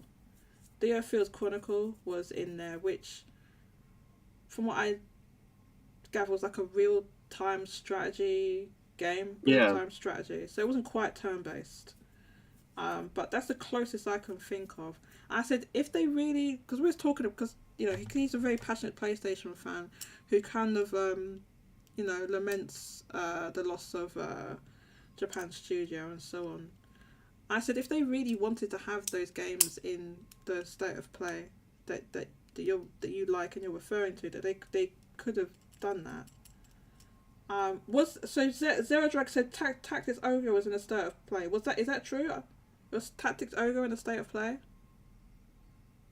I'll Google it.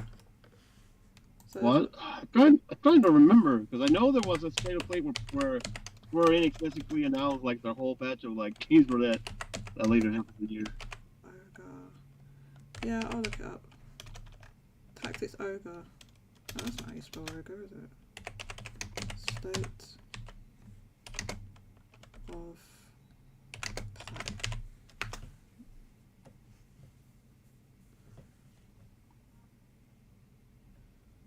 Hmm.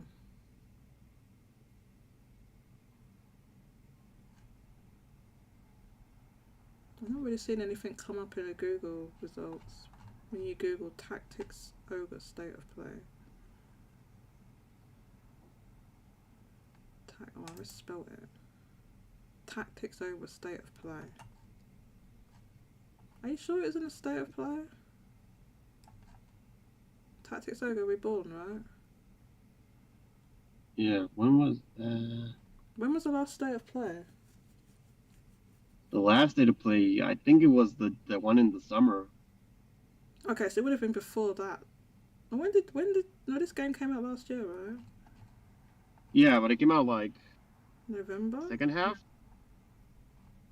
Yeah, I think yeah, around that time, Okay, if this October. was in a state of play, I can't. All I've done is to Google's Tactics Ogre state of play. So anyway, yeah, if someone can find the information for that, please let me know. Um, I don't know. Was it in a state of play? I just can't find that. Or was it in a Nintendo Direct? It was in something, right? It wasn't in. I know for a fact it wasn't in the direct.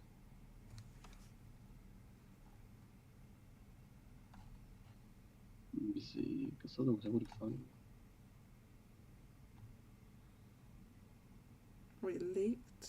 Yeah, I remember it leaked. What was this announced? August 4. Let me But yeah, see. maybe it wasn't in anything.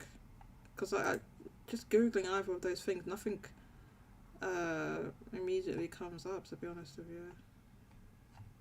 So Let me maybe it see. When wasn't. was the last day to play was? No, because it was announced in August. Apparently, the YouTube video for the announcement trailer was in August, Video and for the I don't announcement see trailer was in August. Yeah, I can see that 4th of August. no, and I don't see a state of play in August. So Yeah, so maybe and it I wasn't. Maybe that one wasn't featured in anything. Maybe it was just Square Enix that announced that Zero Drag. yeah. It was probably just Square Enix that announced it. So I know it did. I remember it getting leaked. I remember that. Yeah, a lot of games got leaked from Square Enix. Yeah, that's true. That one in particular, people were pretty excited about that one. Um, it got leaked. So I can't remember. I can't remember how that. Oh, it got leaked on the PlayStation Store. I think that was it. It got leaked on the PlayStation Store, or like the listing or something. So I don't know how people get that information, but yeah, it was on the store or something like that. Um. Oh yeah. So let's look at these comments. Jago says, thank you for bringing up the Sonic stuff. I'm super passionate about it. Crying emojis. No worries, Jago. No worries, Jago. Seems to be doing really well. So it's good news. It's good news. J2 Blue Engage says, I wonder if that's the reason a lot of Japanese studios branch off and end up making other studios. For example, Monolith Soft is a lot of X Square developers. So when you say the reason, I wonder if that's the reason. I can't remember what I was talking about when you said that. Is that because of like the being with big like corporations that they want to be? Yeah, I think a lot of developers, yeah, that are in, with a lot of big corporations like Square Enix or so on. Yeah, they want to do things that are under less like they want more creative control and stuff like that. I think is one of the reasons. Mhm. Uh, oh yeah, Joe Drake says I may be wrong. Last state of play was in September. Game was announced in August. So yeah, so maybe it wasn't in a state of play. But anyway, the point I was trying to make was I was like, okay, so can you think of like the games that's like maybe a turn based game or like even like I even said to him, I don't think I said this to him, but maybe I just said this to myself or something. They feature indie games in state of play, right? And state of plays. Uh, Okay. they feature if they yeah, there's indie games that they uh, market and so on in the state of plays. But I feel like most of them are. There's been a couple that haven't been, but they're mostly 3D rendered. Um, more of them are 3D rendered than 2D. Um, one that was like closest to like 2D is oh, what was it called? It had a weird name, Animutationum or something like that. Animutationum, which is sort of 2D, and then there's that one that hasn't released. I think so something. What was that high school one when they like dinosaurs or something? Oh, I know the one you're thinking of. That hasn't released Goodbye. yet, right? No, no, I don't know what happened to it. I don't. Yeah, what It's did still happen to not. that game? Goodbye Volcano High, I think it was called. I've got to Yeah. Oh, Google that yeah. as well. Because that Once game, again, it was like, I still don't even know what that game is. Goodbye Good. so Goodbye. I put that game as back when the Switch was announced. They announced the next entry of the Shin Megami Tensei was going to the Switch, and we never heard from Atlas Like for many five many many. 5 years. Yeah, so this is that game. People said that game was cancelled. We're never gonna hear about the game until 5 years later. It's like, oh, it's that game. Oh, there might be a dev. Are there any dev updates on this? Oh, hang on, here's the website. It says it's a cinematic. Oh, the artwork's pretty nice. They look like dinosaurs with like wings, but like extra wings, like angel wings, not like dinosaur wings. Uh, so That's it's a developer Twitter. a cinematic narrative game about the end of an era and the beginning of a love story. So they pretty much all look like dinosaurs, like anthropomorphic dinosaurs that are in high Do they even school. have a release date? Um, I believe this is still in development. Or it hasn't. It doesn't appear to be released date. Did you say you found the developer on Twitter? Oh wait, hang on. Yeah, There's a apparently link to it here. it's co-op, but it's Co-op. KOOP mode. Yeah, like it looks like Coop, but co-op mode, I guess. Yeah, Their I don't last see anything. update today. No, they tweeted yesterday. Including merch and Tarot cards given. and merch and just random stuff. Tiny Fang waiting for a ride. Yeah, they're just Yeah, tweeting like fan art and yeah, we're never gonna hear about that game until 5 years later. yeah. I didn't even. I mean, look, it looks nice. Yeah. I like the direction of this game. It looks like it could be really interesting. It's got really nice like it's just nice character designs. But I don't know what this game's about. So Mm. yeah. So this I feel like this was announced in the very first the very first show PlayStation showcase in 2020. I feel like this was Yeah. announced in 2020. Yeah. Uh, No. Yeah. It was. so maybe this game was like closer to the beginning of the development at that point.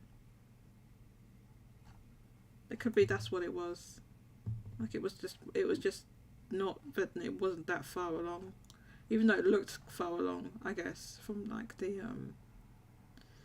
trailer. But yeah, they're just talking about Steam sales and yeah, that's unfortunate. The other one, did we ever get a release date for that? So I'm talking about these indies now. For that game called Little Devil Inside. Do you remember that one? Did that get released? I think it did, or we. Hey guys. Hey, Kofi, what's up? Hey, good to see y'all. Yeah, what's up? And Kike. Sorry that I was kind of out. I wanted to jump in really quick. Unfortunately, Devil Inside never got released, and I don't know Does it have a release what's date? going I'm on. gonna have to Google that as well. It was given another trailer, I believe, in the middle of last year Devil. that kind of helped us acknowledge the game existing. But it might be that Sony wants to save its release date for a major state of play or a showcase, because it's been at least 12 months or like 10 months since we've seen anything official on a PlayStation blog or anything.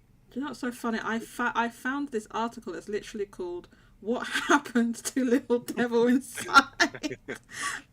This was published recently on the 10th of January, and this is on Push Square, and they say it was announced. Oh lord! It was announced for PlayStation 5 2.5 years ago, during the console's very first showcase, alongside other indie hits like Bugsnax and Kenner Bridges Spirits, which they did come out. Oh yeah. Yeah, in 2020 October 2021 when we heard from the game again, confirmed to be a part of State of Play presentation. The start of the show landed the 2022 release window, did it? Did it? 2020. 2022 release window? For sure. For sure. Dang. My maybe there's guess, development either difficulties. devs who are making the game or Sony up top are hoping the game is better than what they're seeing. That's my thoughts. I think. Do they really have quality control over indie developers like that, though? Maybe because it was advertised at a major State of Play, like something like No Man's Sky, and we all know that No Man's Sky at release was not well received. Yeah. I think maybe they want the optics to be, indie games that we put our faith into, they come out and they, are bangers, or well received. Yeah, that's unfortunate. I just remembered about this game just now because we was talking about it. It just came to my mind. That's why I thought it had released, because I was like, oh yeah, that game it must have released by now. No, it didn't. So yeah, so this article, they asked the same question: what happened to it? Sometimes I feel like the devs themselves have higher expectations, and they go to Sony and go, "Could you just give us more time? We want this game to be amazing." And Sony would probably go, "We like the idea of amazing," and maybe you're just 30 guys or 30 people. So yeah, this is pretty small because it says at the bottom here that it was a successful Kickstarter campaign. Was this? Originally plans was a successful Kickstarter campaign saw NeoStream receive over 5,000 backers. Let's say NeoStream. What is that? Is that the developer? Over 5,000 backers in May 2015, garnering 306,000 Australian dollars. So, yeah, this was a Kickstarter, so I'm guessing it's not many. Like you said, it's a small studio. But Famitsu committed cash to development. Have been waiting almost 8 years from 2015. Dang, this has been in development forever. 2015. Good lord. Yeah, maybe they're just having. That's like Persona 5 level years of development. Actually, I think Persona 5 made it to 7 years. Yeah, so this is kind of. Shin Megami Tensei 5. Oh, there you go. Yeah. Yeah, I think this is just like they may just be having the development difficulties or something if it's like from 2015, because I think maybe Sony got involved in 2020 or something, or they. What does it say here? So it was originally planned for like a whole load of platforms, and then so damn, what happened to that one? Well, hopefully that one will come out soon, or we'll get an update or something maybe the next Day of Play. But yeah, those are the only two. I think those are the only two that haven't come out from those indie games. Sometimes that happens with indie games. So go ahead. No, yeah. There was one that I think should come out this year, but I wouldn't be surprised if it gets delayed. Mm-hmm. Which I think maybe you and Genki talked about last week. It was called Eternites. Oh yeah, Eternites. Yeah, we did talk about that. Yes, that's right. Oh, did that get? I can't remember if that got a release date or not. I don't think Eternites. so. I just think it's 2023, which is. Oh, it had a release window. So Sony actually put out a blog post about that game, giving an update. Eternites? Last month? Yeah. Oh, okay. Because I searched it, I'm like, oh, it's this game. Yeah, I saw this game. I'm like, man, I want to play this, but I don't have a PlayStation. Well, do you have a PC? Because it will be on Steam. I do have a PC, but I'll have to see if I can play it. Hopefully. This is very low. Hang on, let me see, because I've got the Steam page right here. I can tell you the requirements. Wait, hang on. Where did it go? How do you see? Where's the requirement section? I'll be right back.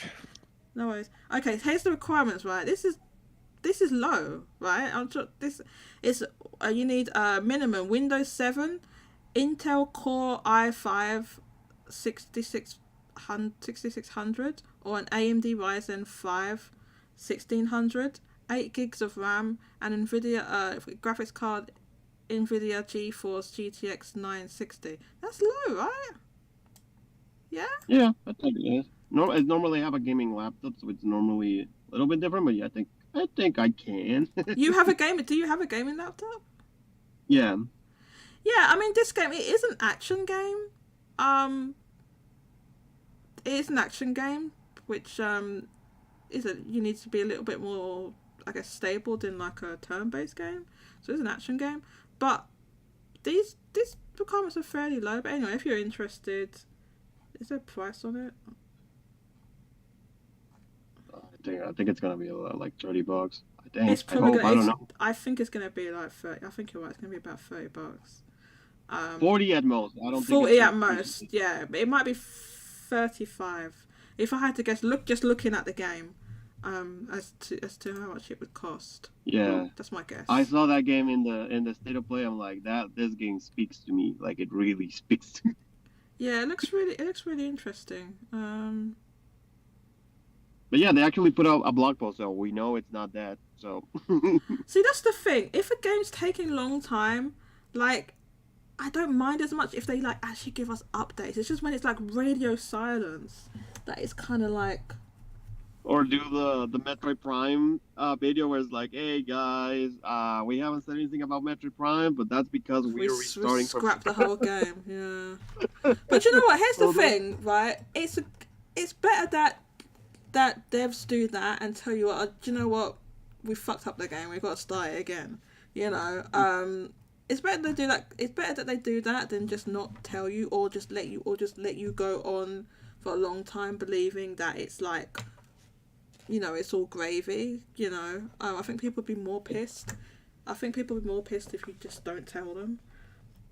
Yeah. Oh, wait, I'm not supposed to be swearing. Damn it. I hope Atlas learns from that at some point. Yeah. Let's see what the chat's saying.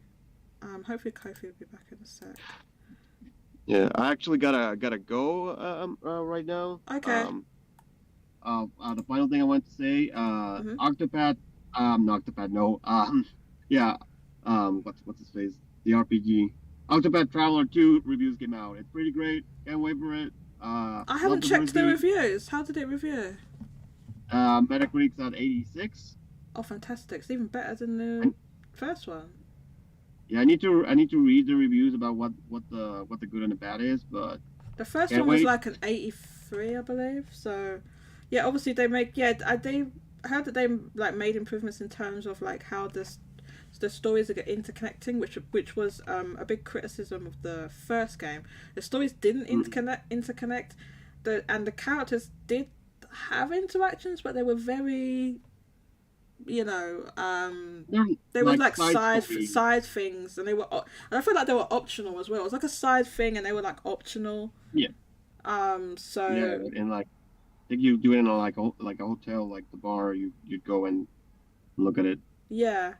But I'm so happy. That's fantastic because I'm actually big fan of Octopath Traveler. I've collected and I hope it does well. Stuff.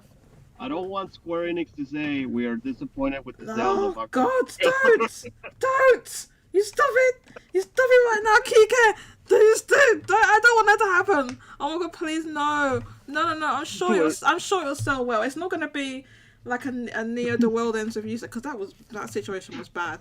I don't think it's gonna be as bad as that, but I feel like they could have advertised it more. Honestly, like I feel like. Yeah. Anyway, we'll see. I don't think it's gonna flop. Let's put it that way. I don't think it's gonna flop. It just might not be as high as like the first game.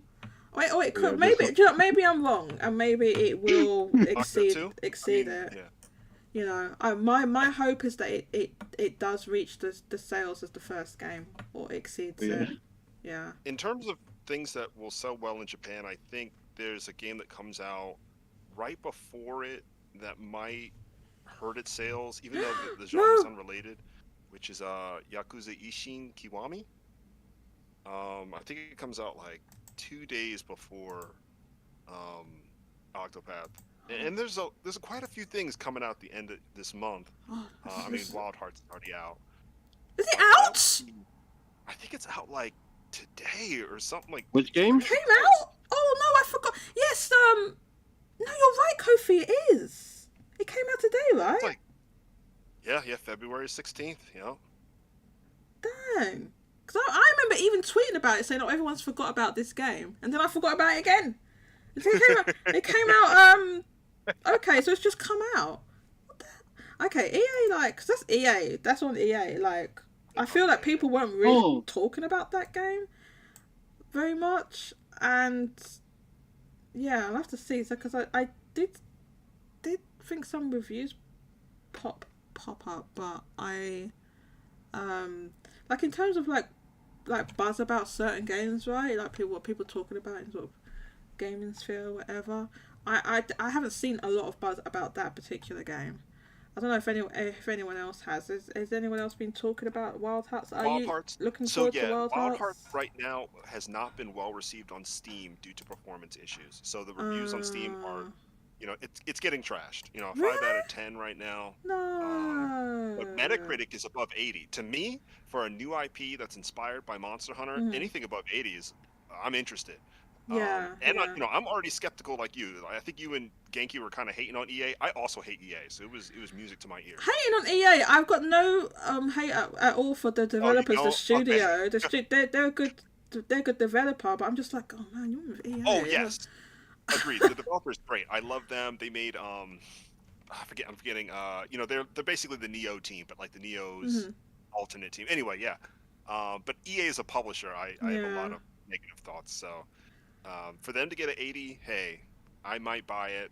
I don't have time for it right now. But 80 is good. Well, this is what I'm saying, Kofi. You're like, oh, I might buy it, but I don't have time for it now. I think that's what most people are saying. Yeah.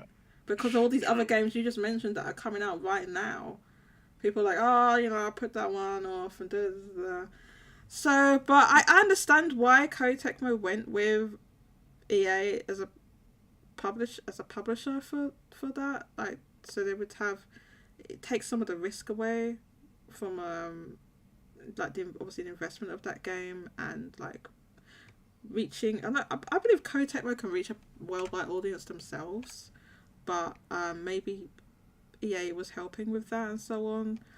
So I think that's why. But it's just unfortunate. Just like there's a whole, like you said, there's a whole bunch of games that are coming out on top of each other. Yeah. I'm gonna look this up. Wo Long is coming out on March 3rd. I think that will do well in Japan. So here's the thing. So Wo Long is also from Koei Tecmo, but they're that one they're publishing. Right. That one is a day one for me. That's kind of why I'm keeping March open. Well, I'm buying Octopath 2. You know, that's a day one for me. That's next week. Right, that's next week, and then all of March is just Wo Long and Octopath for me. I'm not going to buy anything else until April. Yeah, so I'm not signed in on this. I just check. I do not dox myself. I'm trying not to dox myself. Why am I even signed in? Okay, it's not. It says delivered to United Kingdom. I guess it just goes by your IP address or something. I'm definitely not signed in on this thing. Okay, I'm not signed in. So I thought we can just look at Amazon Japan quickly. Okay, gotta head out. I'll keep listening in. Hope you guys have a good day. Okay, thanks a lot for coming out, Kike. Take care. No problem. Thank you. Okay, so I'm gonna show the screen here and zoom. Enhance. No, I'm not doing that. Right, so we have PlayStation 5s in stock or available. So this is at number 1. Then we have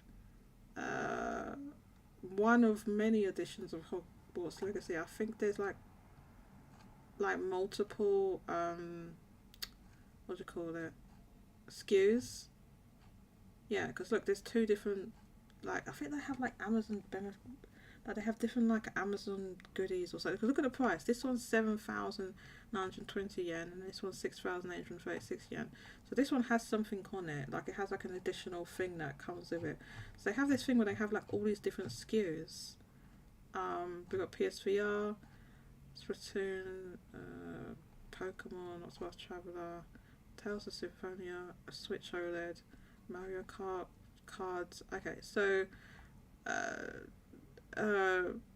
sorry, what's this called? Yakuza or Like a Dragon Ishin is at number 14, PlayStation 5 version. Wild Hearts, this is not too good, is it? Number 15. That's not good in my opinion. This game's out now. That means it's gonna start dropping. And then PlayStation cards, and then the PlayStation 4 version of Like a Dragon Ishin is at number 17. But obviously, bear in mind there's like cards and stuff, like cards and controllers and stuff in the middle, in between. I wish the only thing I don't like about Amazon is that you can't sort by just having the games. You can only do it if you have if you sort by the platform, and then you can filter out all the games and stuff. But you can't do it with like more than one platform. So I do find that annoying. So what I normally do is, if there's a game that I know about that is not in the top 100, right? So you know that this game is out there, but it's not in the top 100. You can just search for it, and then look on the page, and it'll tell you the number of like where it is on the chart. Hey, sorry, I'll be right back. Okay, no worries. How are you? This is Cody. Cody is extra friendly. I'm sorry. Who's Cody?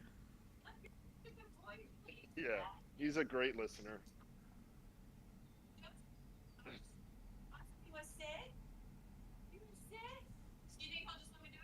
I was gonna get one treat, and then also, is it okay if you paid in cash, or is? I'm guessing Cody's a dog. Yeah, I think he'll be pretty comfortable once he knows. I don't think Kofi realizes he's not muted. So I'm gonna mute Kofi for a second because he might not realize he's not muted. I think it's like his dog sitter came over or something. I don't know what happened. Cute. I want dog pictures as well. Kofi, when you're back, please drop a message in the Right, so yeah, I wanted to look at what was it? Why did I want to look at this again? Oh yeah, because we was looking at Kofi mentioned Like a Dragon Ishin, right? Well, if I do that, you can see more on the screen. That makes more sense, doesn't it? Right, so Like a Dragon, we already saw Like a Dragon Ishin. Now, here's Wo Long at number 99. Now, there's always multiple versions of the games. Like not just like the regular versions. I mean, like they do all these weird things with like different bundles with different stuff. That's why there's two like Zeldas here, because these bundles they do on Amazon. I don't know why.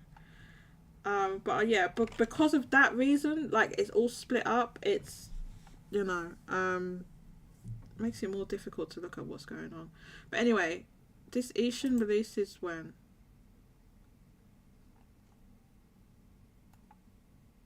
Okay, 22nd of February. It's in a few days. It's in a few days. So, Kofi, is he there? I don't want to be like having him muted. I had to mute you because of. No, he's talking to his dog sitter or something. I don't know if that is. I don't know who that is. It's a delivery person or something, maybe. So, yeah. So, Like a Dragon Ishin is here. What? Where's the other version? Okay, so they're right here. 14, 17 releases on 22nd. This is out today. So you see, this game, Wild Hearts, is not going to do gangbusters. Let's see what the chat is saying. No, wait, the chat. Oh, you just want all dog pictures. Yeah.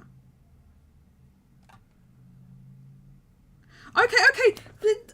You remember me saying that J2 Blue Engage. Not gonna lie, looking more at the designs for Wild Hearts, I kind of agree with Jodie. Now the designs are looking kind of mid. J2 Blue, I'm so glad you remember me saying that. I said when I saw the designs of the monsters, I said these monsters, they just look like it's like a big pig with like stuff on it, or like multiple eyes, or a big wolf with just stuff stuck on it, right? And I said that when it comes to like a monster hunting game, or like you could talk about monster collecting, like Pokemon or something, the most important thing is the monsters themselves. The monster designs have to be really good. When you look at Monster Hunter, the designs of the monsters are really good, iconic monsters. It's not like they have to be like really, the designs don't have to be like really complicated or elaborate or something like that. So you look at the flagship monster for Monster Hunter is a Rathalos, right? Which was like a dragon type, dinosaur type thing, right?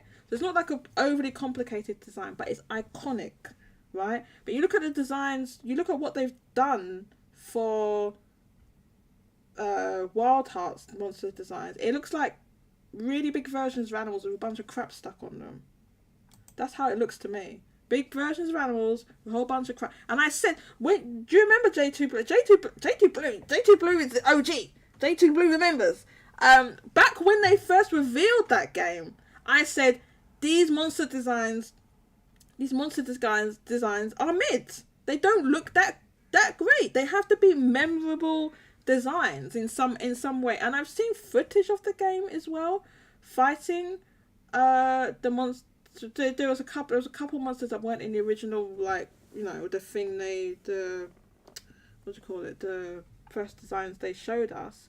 There was, and it looks like monsters with stuff stuck on. I think the other thing they've decided to do is that with Monster Hunter, some of the monsters are based on like some of them are based on real animals, like either living or extinct. They have things that look more like dinosaurs, which obviously are extinct, or they have things that are a bit more kind of slightly like fantastical, like have ones that look like dragons, like the ones that just straight up look like dragons and things like that, you know, like an eastern dragon, or like a really like long snake night thing, or kind of weird thing. Whereas I think in Wild Hearts they decided, right, all our things are going to be based on like real animals. There was something that looks like a phoenix, but again a phoenix just looks like a bird. So yeah, hang on, I just need to quickly check and make sure I'm not like Kofi's I can't hear anything now. Kofi, let me know when you come back. What's that there? Kofi, I had to mute you. Please let me know when you return. Can I do like an at Kofi? Kofi has a whole bunch of kanji in his name. Okay, here we go. So yeah, so he doesn't think I'm ignoring him. Yeah, I said those monster designs look mid. I said they look mid. Let's look on YouTube. Let's look on YouTube. Let's look on YouTube right now. Right now. In fact, there's an ad. There's an ad right. Look at this. There's an ad. Look at this. It's a big pig. It's just a big pig. It's literally just a giant pig with shark teeth. That's it. Look at this ad. They know I'm talking about Wild Hearts. What, like a gorilla? A gorilla with a bunch of crap stuck on it. Wild Hearts gameplay. Let's look for Wild Hearts gameplay. We're gonna look at this gameplay right now. Right now. This is intro. I just want straight gameplay. Someone has they have the full game up? You can get through this in 9 hours? Is there volume? Wait, get rid of this ad. No. I don't want that. Alright, here we go. Here's the full game. We're just gonna like we're gonna have the footage playing. Can you see it? Quality, why is it 480p? Okay, get rid of this ad. Okay, here we go. Look at this. What is this thing here that they're fighting? It is, again, it's an animal with a bunch of crap stuck on it. Do you see what I mean? Like, what, I don't know what animal this is supposed to be. I think the building thing is kind of cool, where you go up on these contraptions. But the monster is just a monster with, it's just a thing with a bunch of crap stuck on it. Okay, which Kofi, we could hear like your, I don't know what's happening with your dog sitter or delivery person or something. I don't know, man. I could hear the whole thing. I had to mute you. I thought you was talking to me for a second about your dog. Am I wrong? Or this? I have button to unmute and hit it accidentally. Oh, no worries, Kofi. No worries. No worries. No worries. I'll unmute you. Oh, hang on. 1 sec. Hello, Kofi. Hey. Hi. Sorry, I had to mute you because like we could hear like. It must have been chaos. I'm so sorry. That's alright. So for a second I thought you was talking to me, and then it's like, oh no, wait, there's someone there. You're talking about your dog, and like, yeah. So I was like, okay, maybe he doesn't want us to hear that. So I muted you. At the moment, I'm just talking about this game, Wild Hearts, and I have some footage on the screen. Awesome. On the play. Is it showing? Because I know last time I did this, it didn't show on the stream. It wasn't on the stream. I heard some of what you were saying, that the monsters, the simplicity matters sometimes. Like the Rathalos is so iconic. My favorite is the Diablos. Absolutely my favorite one. Right? And that looks like kind of a dragon thing with horns on it. Yeah, like a Triceratops, basically. Yeah, something like that, right? Whereas, like, the monsters in this game look like just monsters with a bunch of animals, like real. They look like they're based on real world animals. There's no problem with that, but they just look like a bunch of crap stuck on them. Like this one literally just has a whole bunch of leaves and stuff on it. Like, I'm not joking, Kofi. I'm not joking. Is this showing on the stream, by the way? Can you let me know in the chat? It is. You're laughing because you're You're laughing because you're looking at it because it's got a tree stuck on his head. Like, what exactly is that? So Jago, because when they first revealed this game, I said, okay, but the monster designs are not anything. Like, I feel like the monster designs are the most important thing. With a monster hunting or monster collecting games, so you can bring up Pokemon or something like that, right? It's the same sort of thing. Why do people like Pokemon? Because they like the monsters. That's what it is at the end of the day. Whereas I think EA or Koei Tecmo or both of them are like, okay, we're gonna make a Monster Hunter game, which Koei Tecmo has made these kind of Monster Hunter type games before, but they're like, okay, we're gonna make it better than Monster Hunter. How do we make it better than Monster Hunter? You make the monsters bigger. The monsters are bigger. Okay, but how do you fight giant monsters? Oh, well, you need to climb up something. Let's make a bunch of contraptions. So they did that. The contraptions look cool and everything. Maybe the gameplay mechanics are quite good. It got good reviews. But I said the monsters, like, this is just a pig with a bunch of, like, crap on it. Do you see what I mean? Are you there, Kofi? I'm just studying. I kind of not looked at the gameplay either and just taking it in. You're right. There's nothing immediately stark to me when I look at these monsters, but the gameplay looks fun, and this whole building these towers and jumping off them, that looks cool. That looks cool. No. Listen, yeah. I'm not. Let me just clear. I'm not hating this game. This doesn't look like a bad. This game looks pretty good, right? It's pretty good. But what I'm saying is, in order to reach that heights, and I do feel like that EA and oh my god, trying to mute audio off. I do feel like EA and Koei Tecmo invested in this game, not with like, oh, it's just gonna be, it's gonna do okay. They wanted this to be a big hit like Monster Hunter, and I'm saying if you want that hit, you want that breakout, you want that Monster Hunter, you want that Pokemon, you want something like that. The monster designs is what drives it. That's the only point I was trying to make. The monster designs have to be, because you look at these monster designs, they look like animals with a bunch of crap stuck on them. The idea that they're different animals, I think, opens up a lot of potential for variety and DLC. But you're right, it just looks overly complicated. Like the what is this? Are what give you the clue to what kind of animal they are, not necessarily what they look like. Because, like you said, they've got trees on their face, they've got looks like lava on their backs. So it's hard to tell what they're inspired by how they look. But once they move, you go, oh, okay, that might be, I don't know, an ape. This is like a gorilla ape thing with like fire and like it looks like a volcano on its back.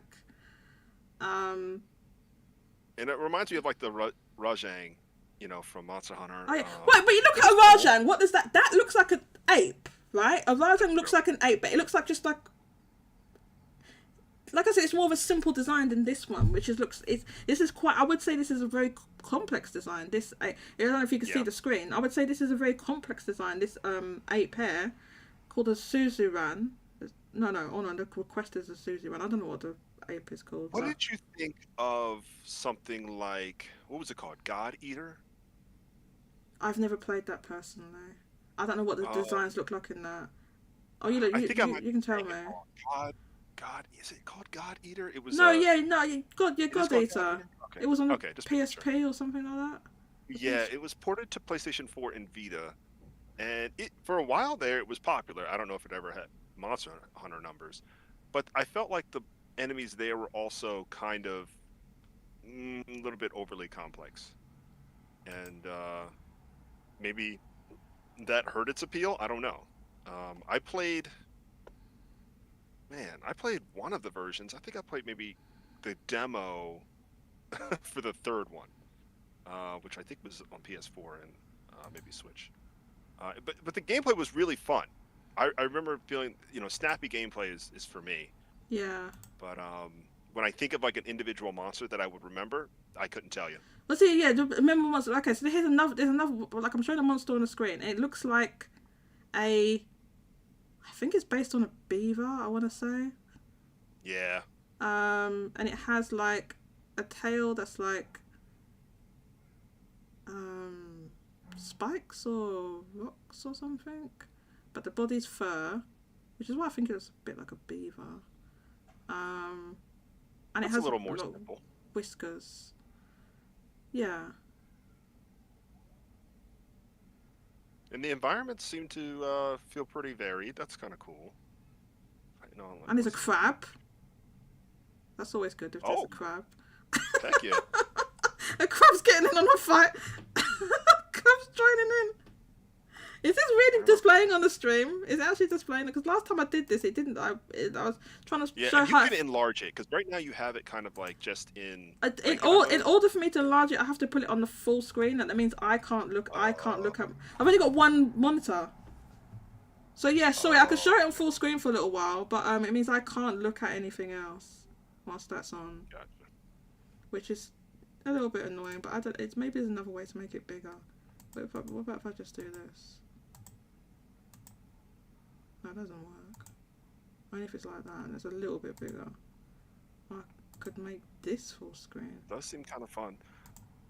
I apologize, I gotta step away for a second. I will mute this time. No worries. Yeah. So, J2 Blue. Looking at these monster designs, what do you think from what we've... Apparently this is the full game. It's a full game playthrough. If you want to see this walkthrough, it's a walkthrough with no commentary. Walkthrough, no commentary. Hang on. Where's the monsters? I guess you got to run to find the monster area. So it's kind of based on like a feudal Japan type situation. But obviously like fantastical. So like this monster, like what is this? Again, it's like... This is the pig with like a whole bunch of crap stuck on it. Is this the same pig? It's enormous. As you can see, it's enormous. I think this one's got tusks and maybe the other one didn't have tusks or something. What do you think? The game looks fun. Yeah, it looks fun. It definitely looks fun. And I think this game will do fine. Would it be like a Monster Hunter level? I don't think so. And I think the thing that holds it back is the monster designs. The monsters. So here's another monster. Again. I'll full screen it for a second so you can see it. Like, what is this? It looks like... to describe this. It's kind of like a rooster, but it doesn't have any wings. It just has little stubs. And it has a whole bunch of crap stuck on it. Like leaves and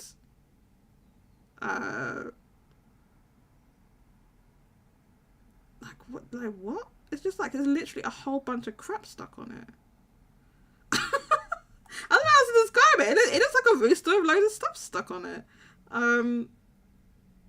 I would say this is like a kind of a more, this design is like really complex. Sometimes you have to have simple designs. You know, sometimes the designs have to be simple for it to be like a memorable kind of monster that people want to get behind.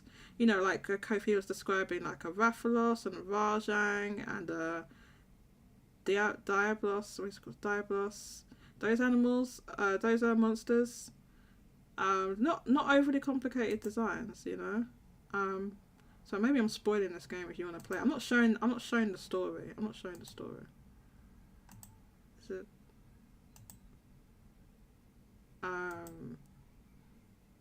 Alright, here's the same. It's the same one. It's the same ape. Also, there doesn't appear to be a lot of monsters. Like I'm gonna stop it now. I'm not gonna show like everything. But this is the same ape we fought before. That's near the beginning of the game. It's the same ape. So in terms of variety of number of monsters, there's not that many. There's not that many actual like monsters. I know you can't off the bat expect like a new IP monster hunting game to have like tons of monsters, but this looks like it has maybe 10. Honestly. So what do you think? What do you think about this monster hunting game?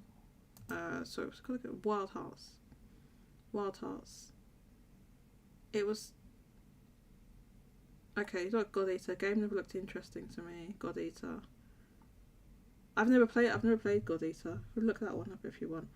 No, what hurt is they didn't make a Switch version until after the PS4 version didn't do well.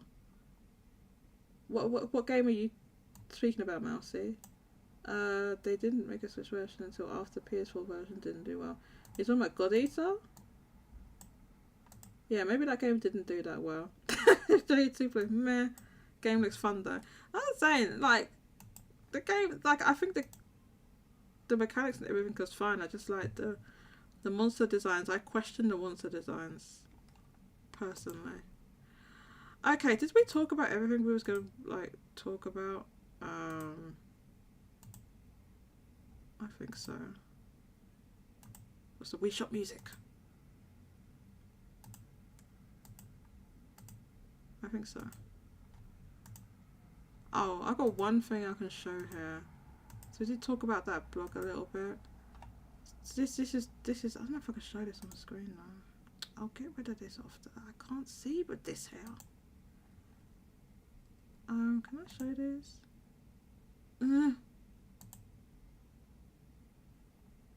Not in any way that makes sense. Hang on.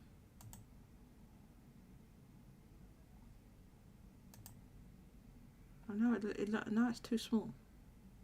That's no good. Hang on. Close. Enhance. And I have to. It's too big. That's why. I just need to be able to show the whole thing on the screen. Eh? That makes it bigger. Okay. Can you see this? Can you see this on the screen? How's it look?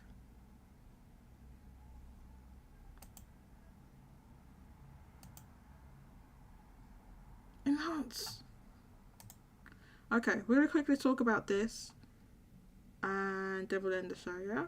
How about that? What do you think? I don't know.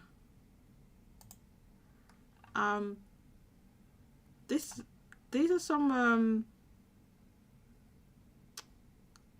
pie charts of the software sales market at retail in Japan by Celine on install base forum, and these were so good I really wanted to show them. So you can get a sense of like how the market has changed over the years. So this is 2004, and the source is right here. Media create annual top 200 best-selling games. Okay, so in 2004, this is what the market looked like, and we look at the colors. So the blue and the cool colors is PlayStation, and then the red warm colors are Nintendo, and then the green is Xbox. And then it's talking about third party and first party on each platform, and then showing the different platforms. So this is how the software market looked in 2004. It's 2004. Okay, so 20 years ago, right? 20 years ago. I don't know how many of you can remember that far back. I remember.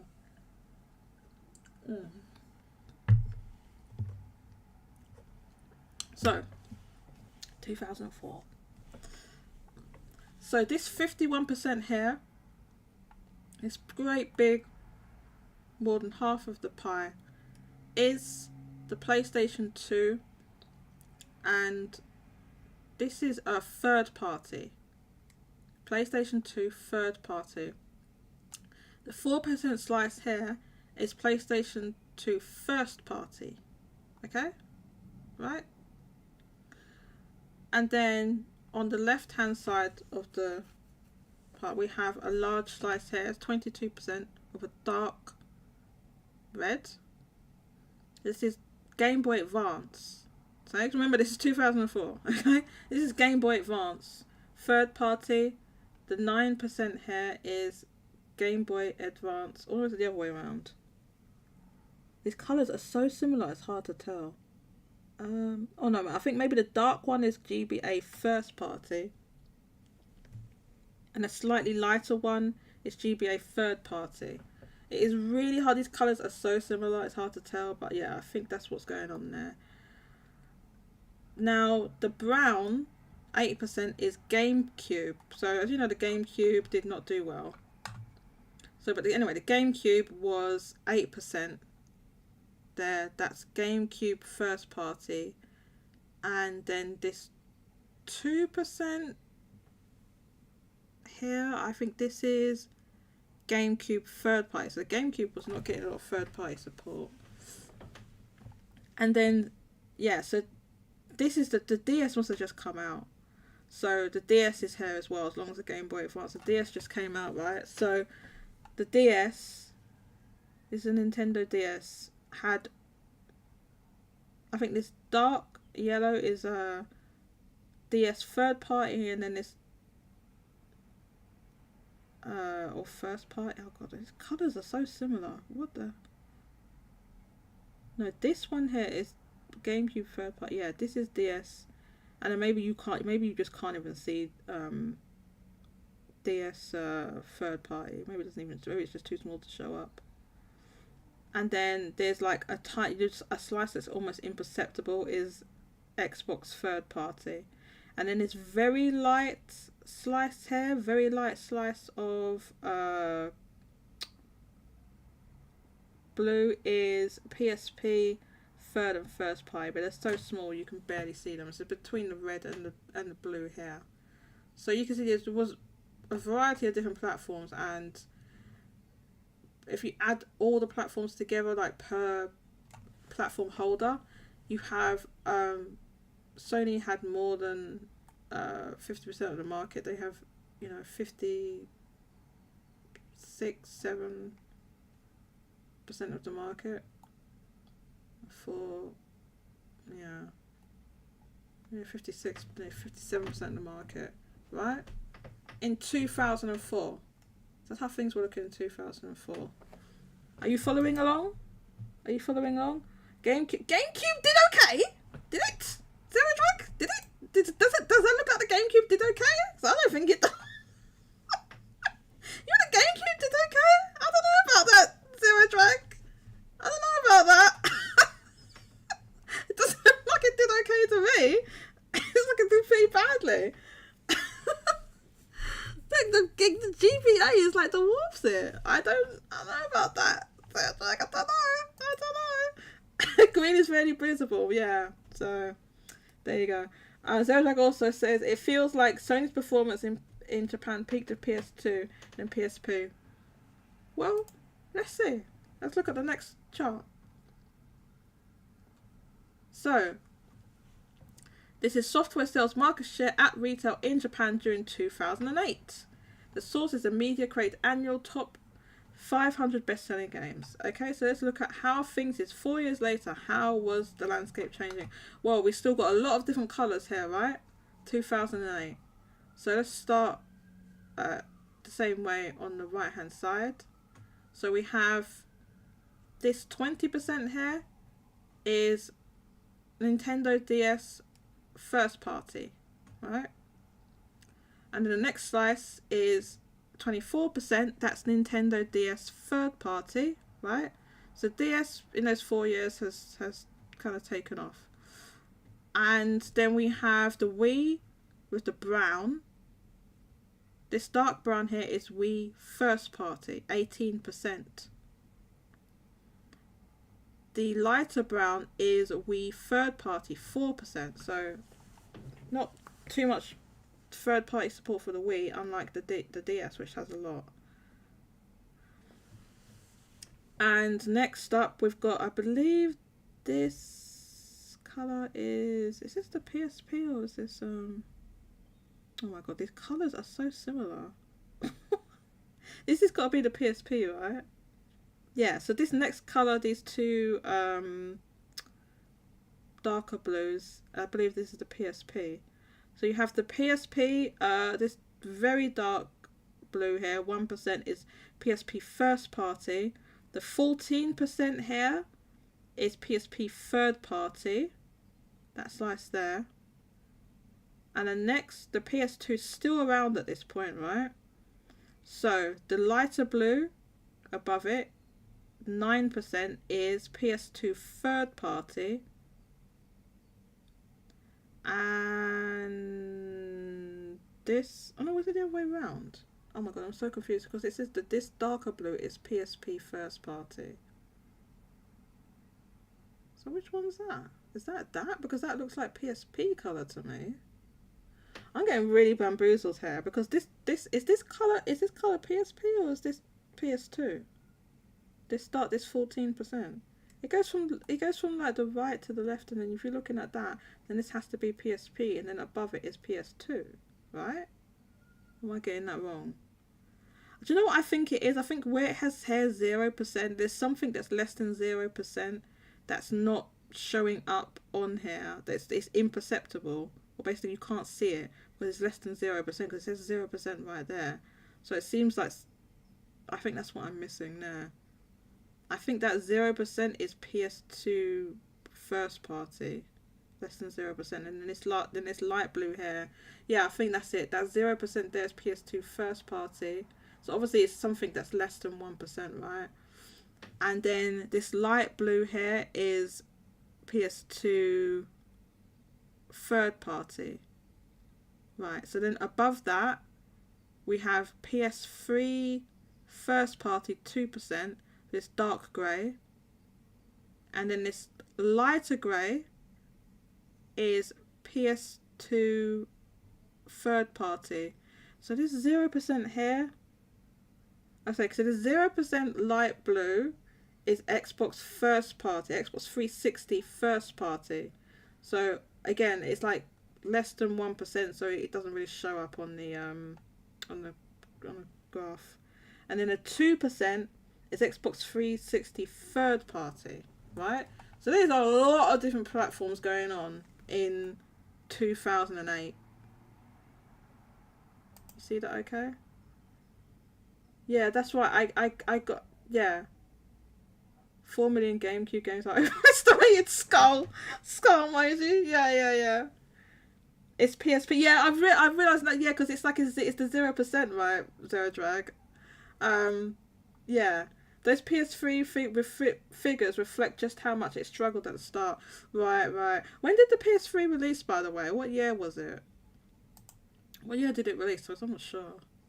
Yeah, so at that point in 2008, you still had PS2 was still outselling the PS3. So I'm not sure when the... PS3 released. But yeah, so that's 2008. That's how it looked, with many, many different platforms. If you look at the colours, you can say that Nintendo is already like, you know, it's like 3/3 or something of this pie. It's already 3/3 of the market. 2008, right? So let's move on. 2013, what happened? 2013, things have changed a lot. So, software sales market share retail in Japan during 2013. So there should be some new platforms around. This is the Source Media Create annual top 1000 best-selling games. So let's start again from right to left. So that, as again, the warm colours are like Nintendo, and the cooler colours are PlayStation, and the green is Xbox, right? So there's quite a lot of platforms around in 2013, because there's a lot of overlap, right? With, if you think about what was going on in 2013, like I think the PS4 released. Oh no! In Japan, the PS4 didn't release until 2014. I think until February 2014. I think that's why it's not on this chart. Yeah, it must have released in 2014. So it's not on this. It's just not on this chart. But anyway, let's have a look. So we got 22%. This dark red. This is the 3DS. So the 3DS is around at this point, right? The 3DS. 22%. That's the 3DS first party. The dark red is 3DS first party. This lighter red next to it, 27%, is 3DS third party. Right? So 3DS third party, you know, decent support, right? And then we got a whole bunch of teeny weeny slices that are difficult to look at. Okay, I'll try and see. Right, so, oh god, the Wii U. Woo! Woo! And flippity floppity flop. Oh my god, the Wii U. This is bad. So this dark brown hair, 3%, is the Wii U first party. Next to it, 1% is Wii U third party. So Wii U is, woo, not looking good. The Wii is still here, just about. It's tiny. So this one next to it, 2%, is a Wii third. Wait, hang on. That's Wii first party, 2%. The other 2% next to that is Wii third party, right? And then there's these two kind of, I'm gonna be honest with you, they're kind of like poopy looking colours, right? So this is the DS. The DS is almost completely gone in 2013, right? But it's hanging on by a thread. So we got 1% of DS first party, and then less than 1% DS third party. Okay? Next up, we've got the blue colours. So the very dark blue here is PS3 first party, 2%. And then this very large slice next to it is PS3 third party, right? PS3 third party. But we've got more. So that's the P, right? So you can see how PS3 was doing. Next to it, we have Vita. So this lighter blue above it is PS Vita first party, 1%. The lighter blue above that is PS Vita third party, 7%, as you can see, right? This 0%, there's a 0% there, so less than 1% is PSP first party, so even the PSP is still around, right? That's the same time as the Vita. And then the lighter grey above that one is PSP third party.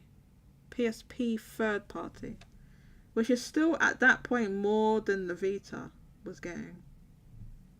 So that's 7%. And then next up we have greens, one that we can't even see because it's so tiny, less than 0%, is Xbox 360 first party. And then the lighter green, that's 1%, is Xbox 360 third party. So all in all, if we look at all the colours together, Nintendo's market share has shrunk from, 2004. But overall, it's still more than half altogether, if you add it all together. Right? So that was in 2013. 2013. So what do we think it looks like in the next graph? I believe there's 4 of these, right? Let's have a look. PS3. Flop you! Flop you! It's Flop you! That's right. November 11th, 2006, 2005. Was that the PS3? It might have been a different date in Japan, I'm not sure. Think about Xbox 360. Spring 2006 was the original release date. It was delayed to November that year due to a shortage of Blu-ray diodes. Europe didn't get it until March 2007. So we're talking about the PS3. Because the 360 didn't have HD DVD. They bet on the wrong one, right? They went to HD DVD because Sony, it was their format. The Blu-ray. Well, they don't own it, but it's like them and some other companies made it together, right? Flop you. It flopped hard. Those Wii U numbers are abysmal. 3DS is carrying more than half the pie, and 3DS bounced back hard. Yeah, so as you can see, oh yeah, the 360 shipped without a HD DVD drive, right? By the way, do you like the lower latency? The latency's lower now, right?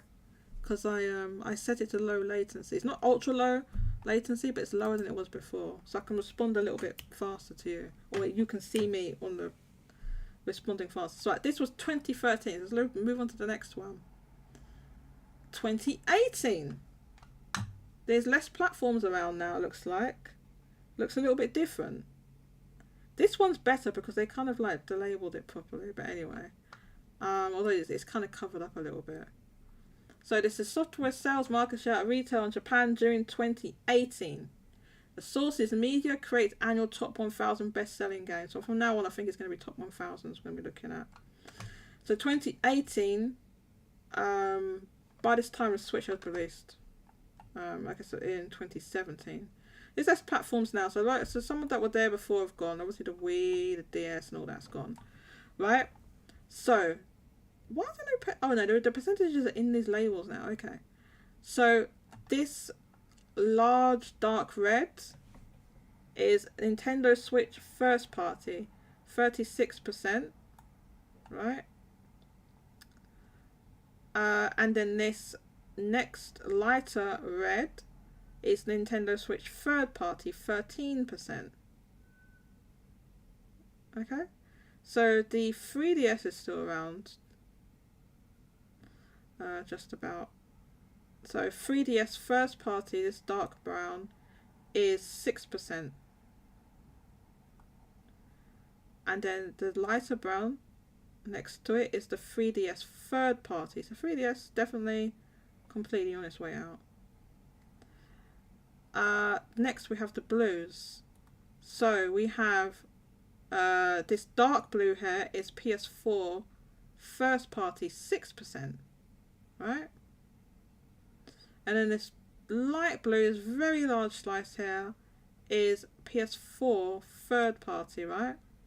So very very large third party support, like almost the reverse of what we see on the Switch. Pretty much. And then the Vita's still here. Now, this one's slightly covered up because I can't see what that is. I guess it's like, it must be 1% or less than 1%. That's kind of annoying that you can't see that. Damn it. Yeah. But yeah, that's the Vita anyway. The Vita, so it's going to be like this tiny wee slice that you can barely see. Is the Vita, what do you call it? Like 1% or 2% first party support for that one. And then the light blue next to that is the PS Vita third party 3%, right? So we're seeing how the market's changed there. 2018. A quick look at this chart. Latency seems really good. Oh, excellent. Zero drag. Switch and PS4 dominating that chart. You can tell the PS Vita and 3DS were in their twilight years. Yeah. During that era, it was a really good time to own both a PS4 and Switch. Yeah. A lot of good games came out during that time. So we can see, 3DS and Vita obviously are going. Right? So there's one more chart. Shall we take a look? This is 2020. This isn't even now. Okay? This is 2 years ago. This is what Japan software looks like now. Okay? Remember what the other parts look like? And now look at this one. This is how it looks now. This is software sales market share at retail in Japan during 2001. Vita means life. Yes, it does, Kike. Vita means life. That's Vita. That's Kike in the Discord chat. Vita means life. It does indeed. So this is the Source Media Create annual top 1,000 best-selling games. Let's look at what it looks like now. Looking a little bit more like Pac-Man now. We've got a Pac-Man situation going on. Pac-Man closing his mouth. So this dark red here, this very large slice, is Nintendo Switch first party, 44%. Okay? Nintendo Switch first party, 44%. The lighter red next to it is Nintendo Switch third party, that's 40%. So they got almost 50-50 on Switch, first and third party. Next to it we have this dark blue is PS4 first party, 1%. Right?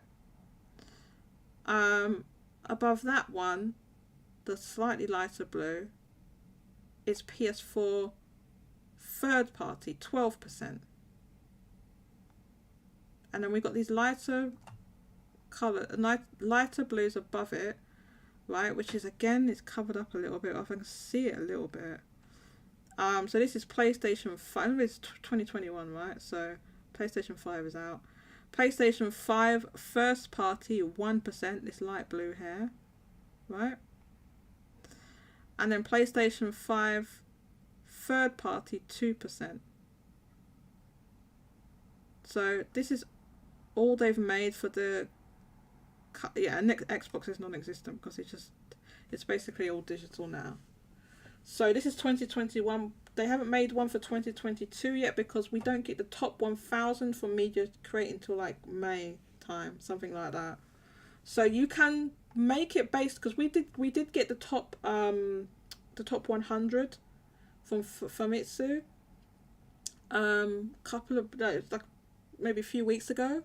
So you can make one based on that, but what they're doing is using the top 1,000s or using the Media Create sources, not the Famitsu ones, which is only like the top 100. So this gives us a more clearer picture of the market because it's so many games. It's top 1,000. So that's what's happened. If you look at how the market's changed in software from 2004, you saw that just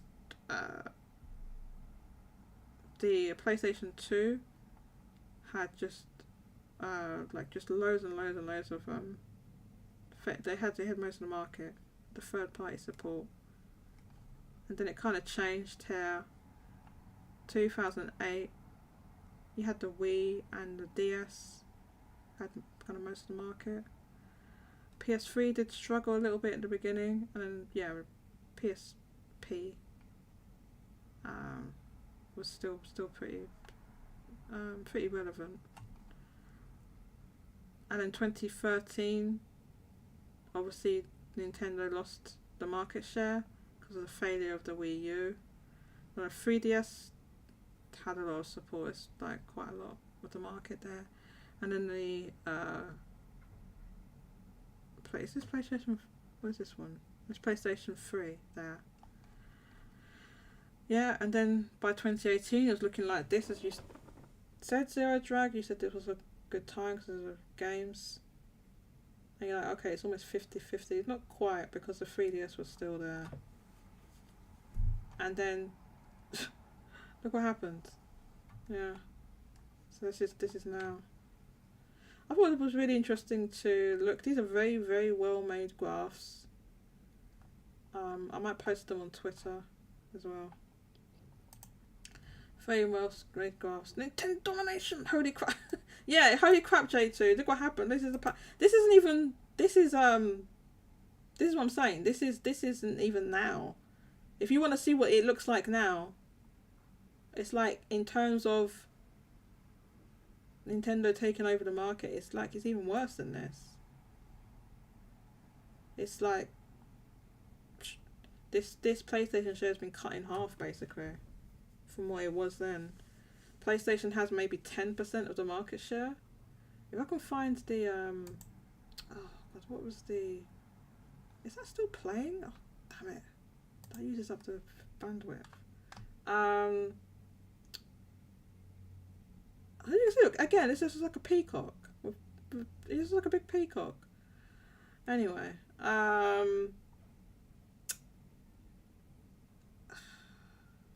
would I find that? It was on the game data library, wasn't it? The top 100. I can find the top 100 if you. I didn't even see the emoji put there. Melting face emoji. Vita means life. It does, yeah. Where is the top 100?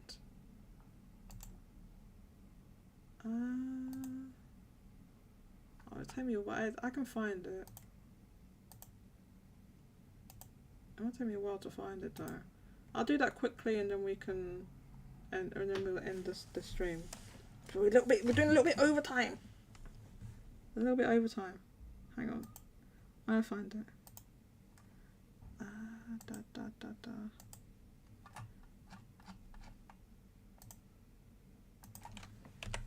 I can't remember where it was posted. Oh no, did I bookmark it? Maybe I bookmarked it. No, stop it. I want to see, did I bookmark? But I didn't.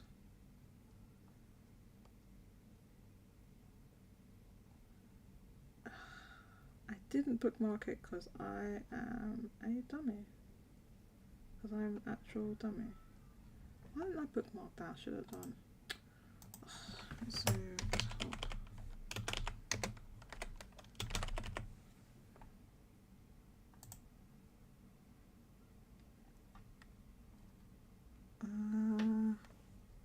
One second.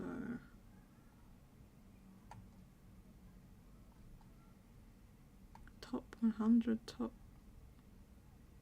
Where is it?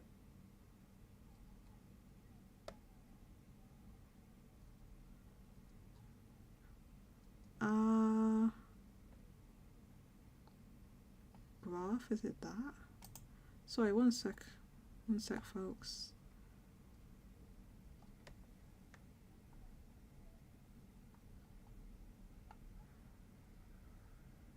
Can I find it? Oh, do you know what? I think I posted it on Twitter. If I can't find it here. So I'm just looking through these forum posts.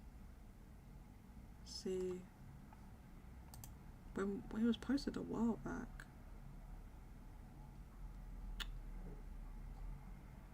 I need the top 1,000, top 100.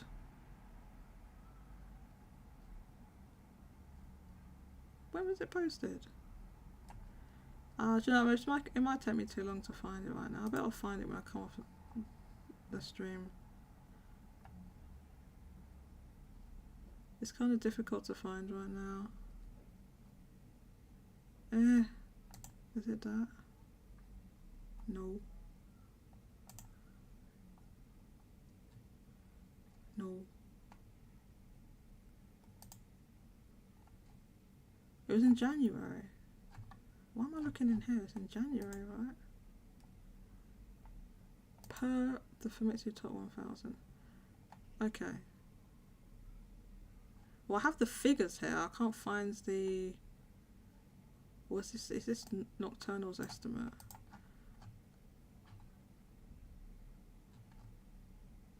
I have Nocturnal's estimates. Nocturnal's like a forum user, a Twitter user who like makes estimates of the market and stuff like that. What is it? Information. The information we have about the top 1000. Physical software sales have grown over 8.5% year over year. Switch software is up 8.9% year over year. PS4 software is down 20% year over year. PS5 software is up 172% year over year. And yeah, that's what I can buy. Where's the actual like the top 1000 thingamajigger? Do we still have any viewers left? But everyone's left now. Bloody hell, so I can't find this thing. All I can find is the unofficial ranking. Where is it? Where's the official one? This is why I should bookmark everything, but I always forget.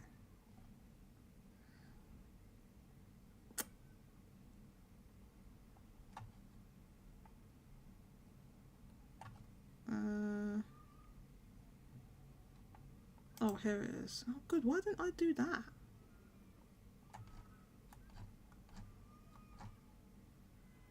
Okay, I have the list of it, but I haven't got the. Well, I got the list of the top 1000. But what I wanted was sorry, not top 1000, top 100. So I'll show this to you. So I know it's kind of boring. But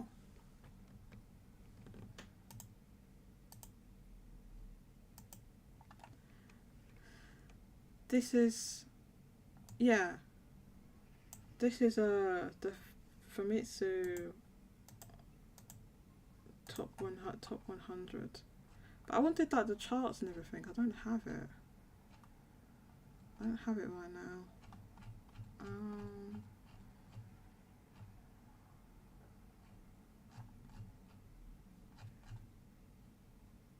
damn it. This isn't useful, is it?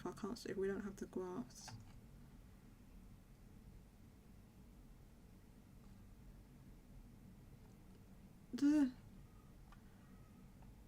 I believe the graphs are on for the love of plod. I think the graphs are on what do you call it? Game data library. I don't have a link to that. Game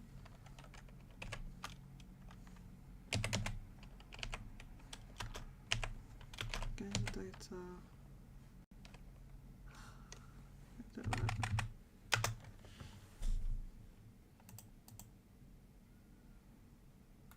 Now, this is an excellent site for you to come and look at, you know, Famitsu or Media Crate sales are over the years. It's like everything's collated on here. Where's the Okay, I could have just came here. I'm a dummy. Look, I found it straight away. I should have just come to this site. I was trying to find the link. Anyway, whatever. Here it is. So if you want to look at what it looks like now. Oh, why is it so small?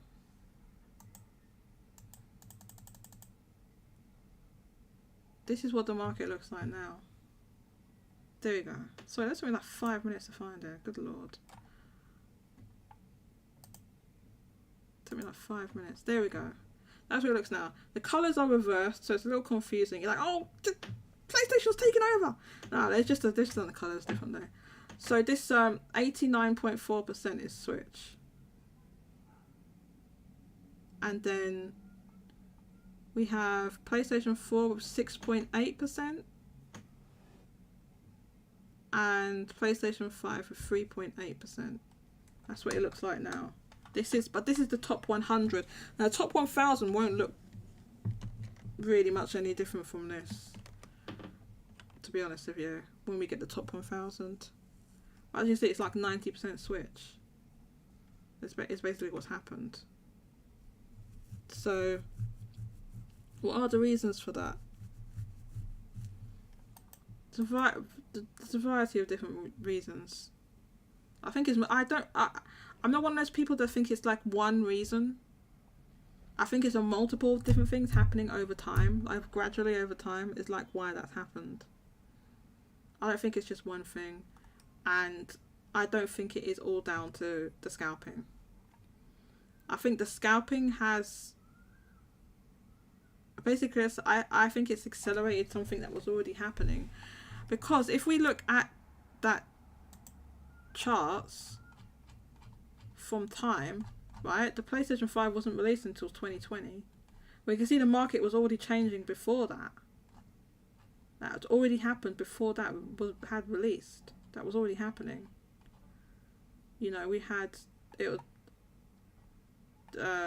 PlayStation more dominant then it sort of changed, and basically since then it never came back to the levels it was in like 2004 PS2 times.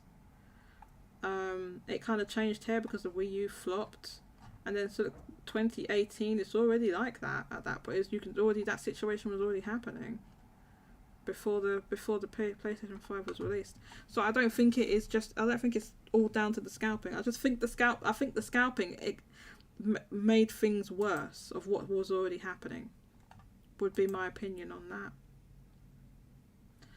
Okay, Kofi didn't come back. He's still like in the chat. As you can see, he's still here. I think he's he's working. he's probably working. Zero Drag says, let's see. At that point, no developer can really ignore the Switch. It performed brilliantly. If it can catch up to PS2 and DS, that would be a miraculous turnaround. You mean in hardware sales? I guess you mean hardware sales. I'm not sure. It's possible. I think it would, if there's like a long tail in sales and price cuts, maybe. Worldwide, that is. Yeah, I figured you meant worldwide. Zero Drag. PS4 has created in sales. It's really just existing by users buying software at the moment, and Sony selling whatever consoles it manufactured last year. So, yeah, the PS4, sales are, like, obviously they're, like, really in decline. The thing is that the PlayStation 5 hasn't been able to make up for those sales. So, like, for those software sales. Zero Drag also says, I think it's genuinely going to be discontinued this year. The PS4's technically already discontinued. Like, they have some few units left over what they manufactured, right? But the like Sony has like cut off of like what they sold. It's 117 million. They cut off and they stop the count. They stopped the count. They're not counting anymore because they're not, because they count it in. They count the hardware sales in increments of 100,000. So obviously they're not manufacturing enough for it even to be like one decimal point on their hardware charts. So they've stopped counting them now. J2 Blue said, I think you talked about it, but what are your thoughts on the PS5 outselling the Switch again for the third time? You mean the hardware sales? The hardware sales? Yeah, I mean, it's good that it's selling more. It's good that it's selling more. I see things. I'm more concerned about the software sales, because you see it's selling a lot, but then where's all the software? Why is software still not selling? That's the thing. In terms of it outselling the Switch, I mean, I think that's to be expected, to be honest with you, because the supply of PS5 is now normalized. It's got a normal supply. And I think there's a lot of pent up demand from when people couldn't get PS5. That's the first thing. Before you even talk about like scalping and the exports that's going on overseas, a lot of pent up demand. Plus, the Switch is now in its 6th year of selling, right? So I think it's inevitable that it would be that much. Yeah. So yeah, I think it's inevitable, really. I mean, I don't have anything profound to say, J2, but I just think it's like it's I think it's just inevitable because of the supply is better of the PlayStation 5, and the Switch is now in its later years in terms of sales. What bothers me is the software. Like, what is happening here? Why are there only 5 PlayStation games in the top 30? Of those 5, 2 are bundled. 2 of them are brand new entries. Most brand new entries are gonna chart unless it's like when they do like those Doraemon, they decide to put a PlayStation 5 version of Doraemon Story of Seasons and then wonder why it doesn't chart. Which no, they never made a PlayStation 4 version. It's just a PlayStation 5 version. Doraemon Story of Seasons didn't chart. Something like, and this is something like that. Most stuff, like, all the big games are going to chart. Even if a game flops, a big game flops, it's going to chart. Like Forspoken, it's going, something that sells 30,000 is going to chart, right? So that's what I'm saying. Of those 5 games, then we had The Witcher, like this complete edition, just released in Japan. And this is, I mean, it didn't even sell that much. You see, it's got like a big old green bar. That just released.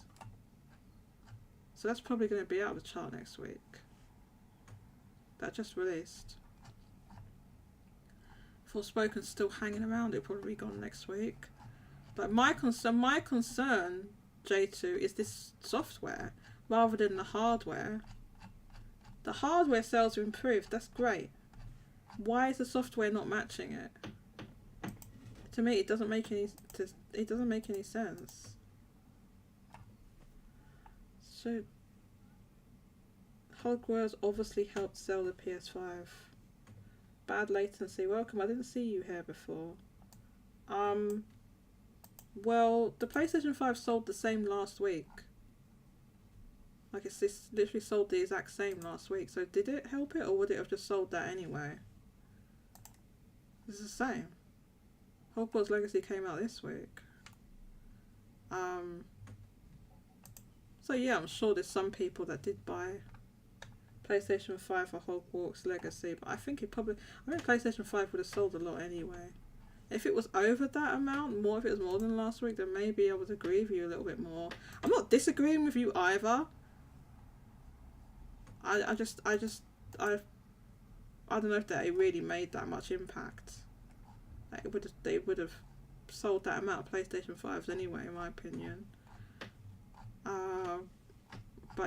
But like, it's like, why, like I said, even when you add up the figures, and even if you take the assumption that every single PlayStation 5 that sold, every single one of those people bought Hogwarts Legacy, which they wouldn't have done.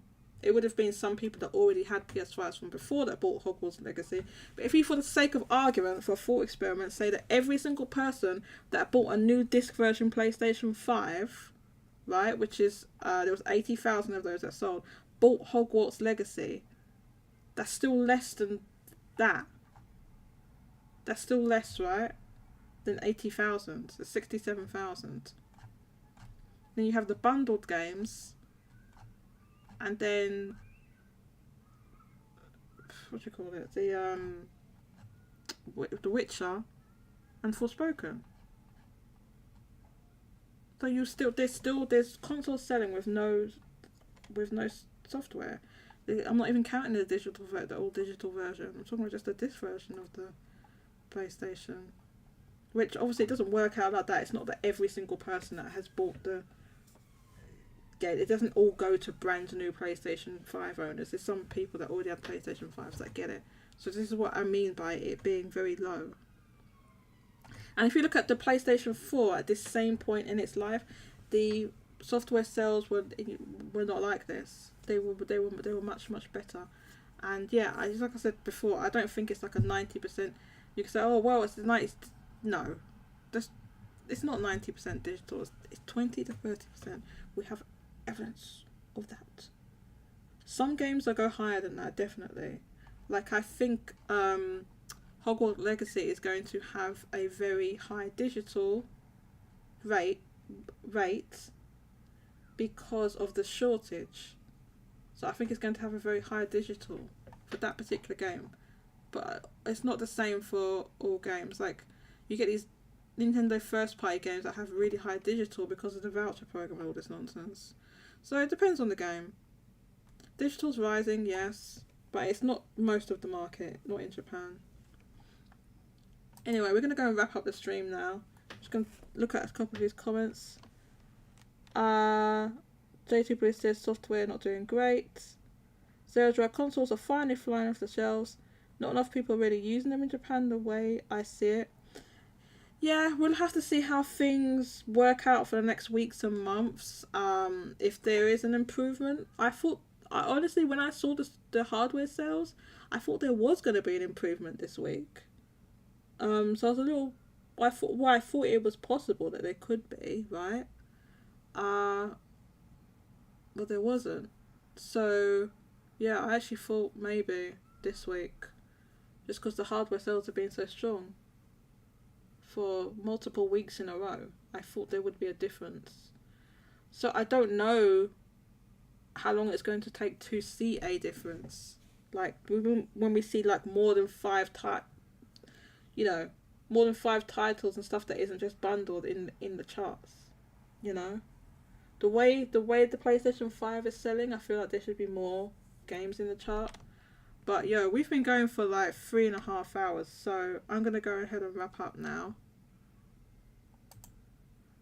Kofi didn't come back. I don't know what happened to him. I hope he's okay. Yeah, he didn't make it back. But yeah, thank you very much for joining me. I think I'll put links to our Discord. I will drop it in again. I'll drop in our Discord in the chat. 1 second. Oh. So, where's the window? Not that window. This one. Okay, so here's one. That's the link to the Discord. Please don't forget to like and subscribe to this channel. Thank you very much. Hopefully Genki will be back next week. And I'll see you next time. Bye bye.